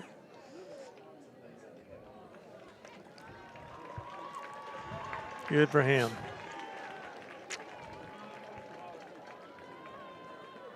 And, you know, now a big shout out to Jay Patrick and his broadcast crew. Oh, what a job they're doing for us. John Attaway, Greg Ingraham, Zoe Hitchcock, Eli Lightfoot, Aiden Corbett, Phillips. Ezra Phillips. And that's it for tonight. But thanks to all those guys every week for setting all this up, tearing it down, getting here early, staying late. They make it easy for us. All we do is talk. And the young guys down on the field getting all kind of shots. They finally found the moon the other night. Yeah, that's right. That's right. All right, I think we're ready. 1st and 10 for the Bulldogs, 2:14, and the clock starts. But it will stop at 2 minutes for the 2-minute timeout. I think they're just going to let it run down. Yeah. And they do. So that'll be a timeout. Two minutes remaining here in the game. Bulldog fans, next week it looks like we're going to be taking on Commerce in the first round. Bobby, and for the band we had Zayden Elts, band vet of the week. And band rookie of the week was Daisy Gray. The flutes were the band section of the week. And the coaches gave the offensive line. So you had C.J. Walker, Xavier Davidson, Keelan Williams, Adam Johnson, Kingston Nelson, and Bryson Mosley. And also Kimon Hall. Those were the offensive players of the week, and Lamarion Douglas defensive. He had 5 tackles and 3 interceptions. And we'll have to be thinking about who we're going to give those awards out to this week. This week, mine's easy. You got some thinking to do. Yeah, I've got it. I'm going to have to watch film. All right, here we go. 1st and 10 for the Bulldogs. Vontae Black trying the left side. Yeah, I don't think he got anything there. Back to the line, and that is it.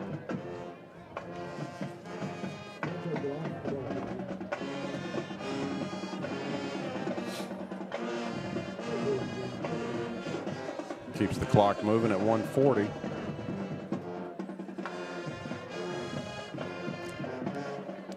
They're just trying to let it run it down. Bulldog coaches are leaving the press box. Going to head down to start the celebration.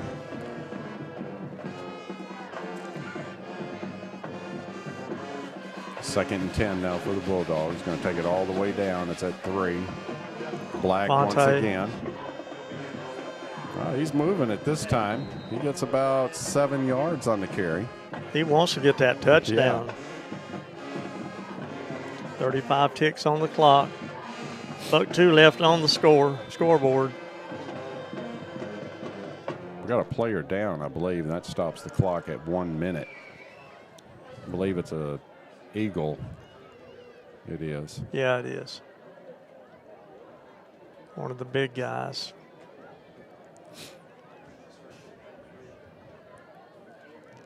So Bulldog fans, be sure to share the message of what we told you earlier. The playoff game hopefully will be broadcasted by this crew, but it will be with the NFHS network, which means there will be a charge to watch the playoff game. New rules in effect this year for all UIL playoff games. And that has nothing to do with JISD. We're just thankful. As far as we know, we're going to get to broadcast the game.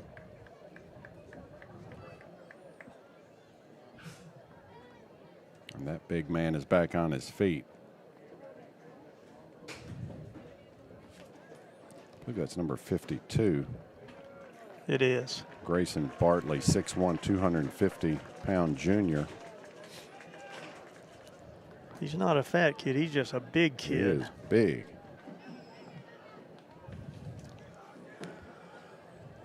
3rd and 3 now for the Bulldogs.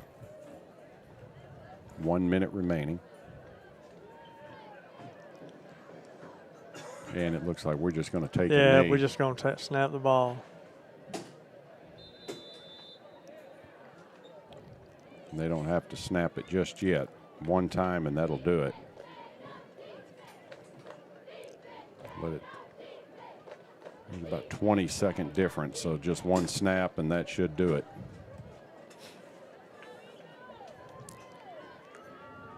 Bulldogs are going to leave Tatum with a 49-14 victory over the Tatum Eagles. Chance just takes a knee, and that should do it. 27 seconds, and there's 37 on the play clock. Ball game. Headed to the playoffs. First round of the playoffs. Looks like we're going to meet Commerce. We'll update everybody when we get it on the day and place that game will take place.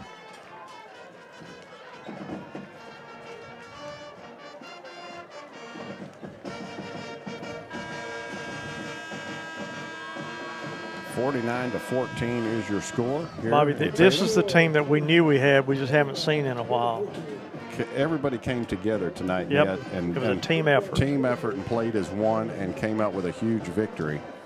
And, you know, looking back at the district play, Atlanta and Gladewater, we were leading those games late in the fourth quarter. Yep. And then, you know, Liberty Ilo, we just it just wasn't our team. It was like a different team was playing. It really was. Tonight we put it all together and come out of here with a good victory. And hopefully keep this thing rolling into next week. And the next 5 following weeks. That's it. Bulldog fans, that's going to do it for us here tonight. I am Bobby Lang-Bartels. I'm Ned Fratangelo. We will hopefully see you next week, first round of the playoffs. Until then, good night. Good night.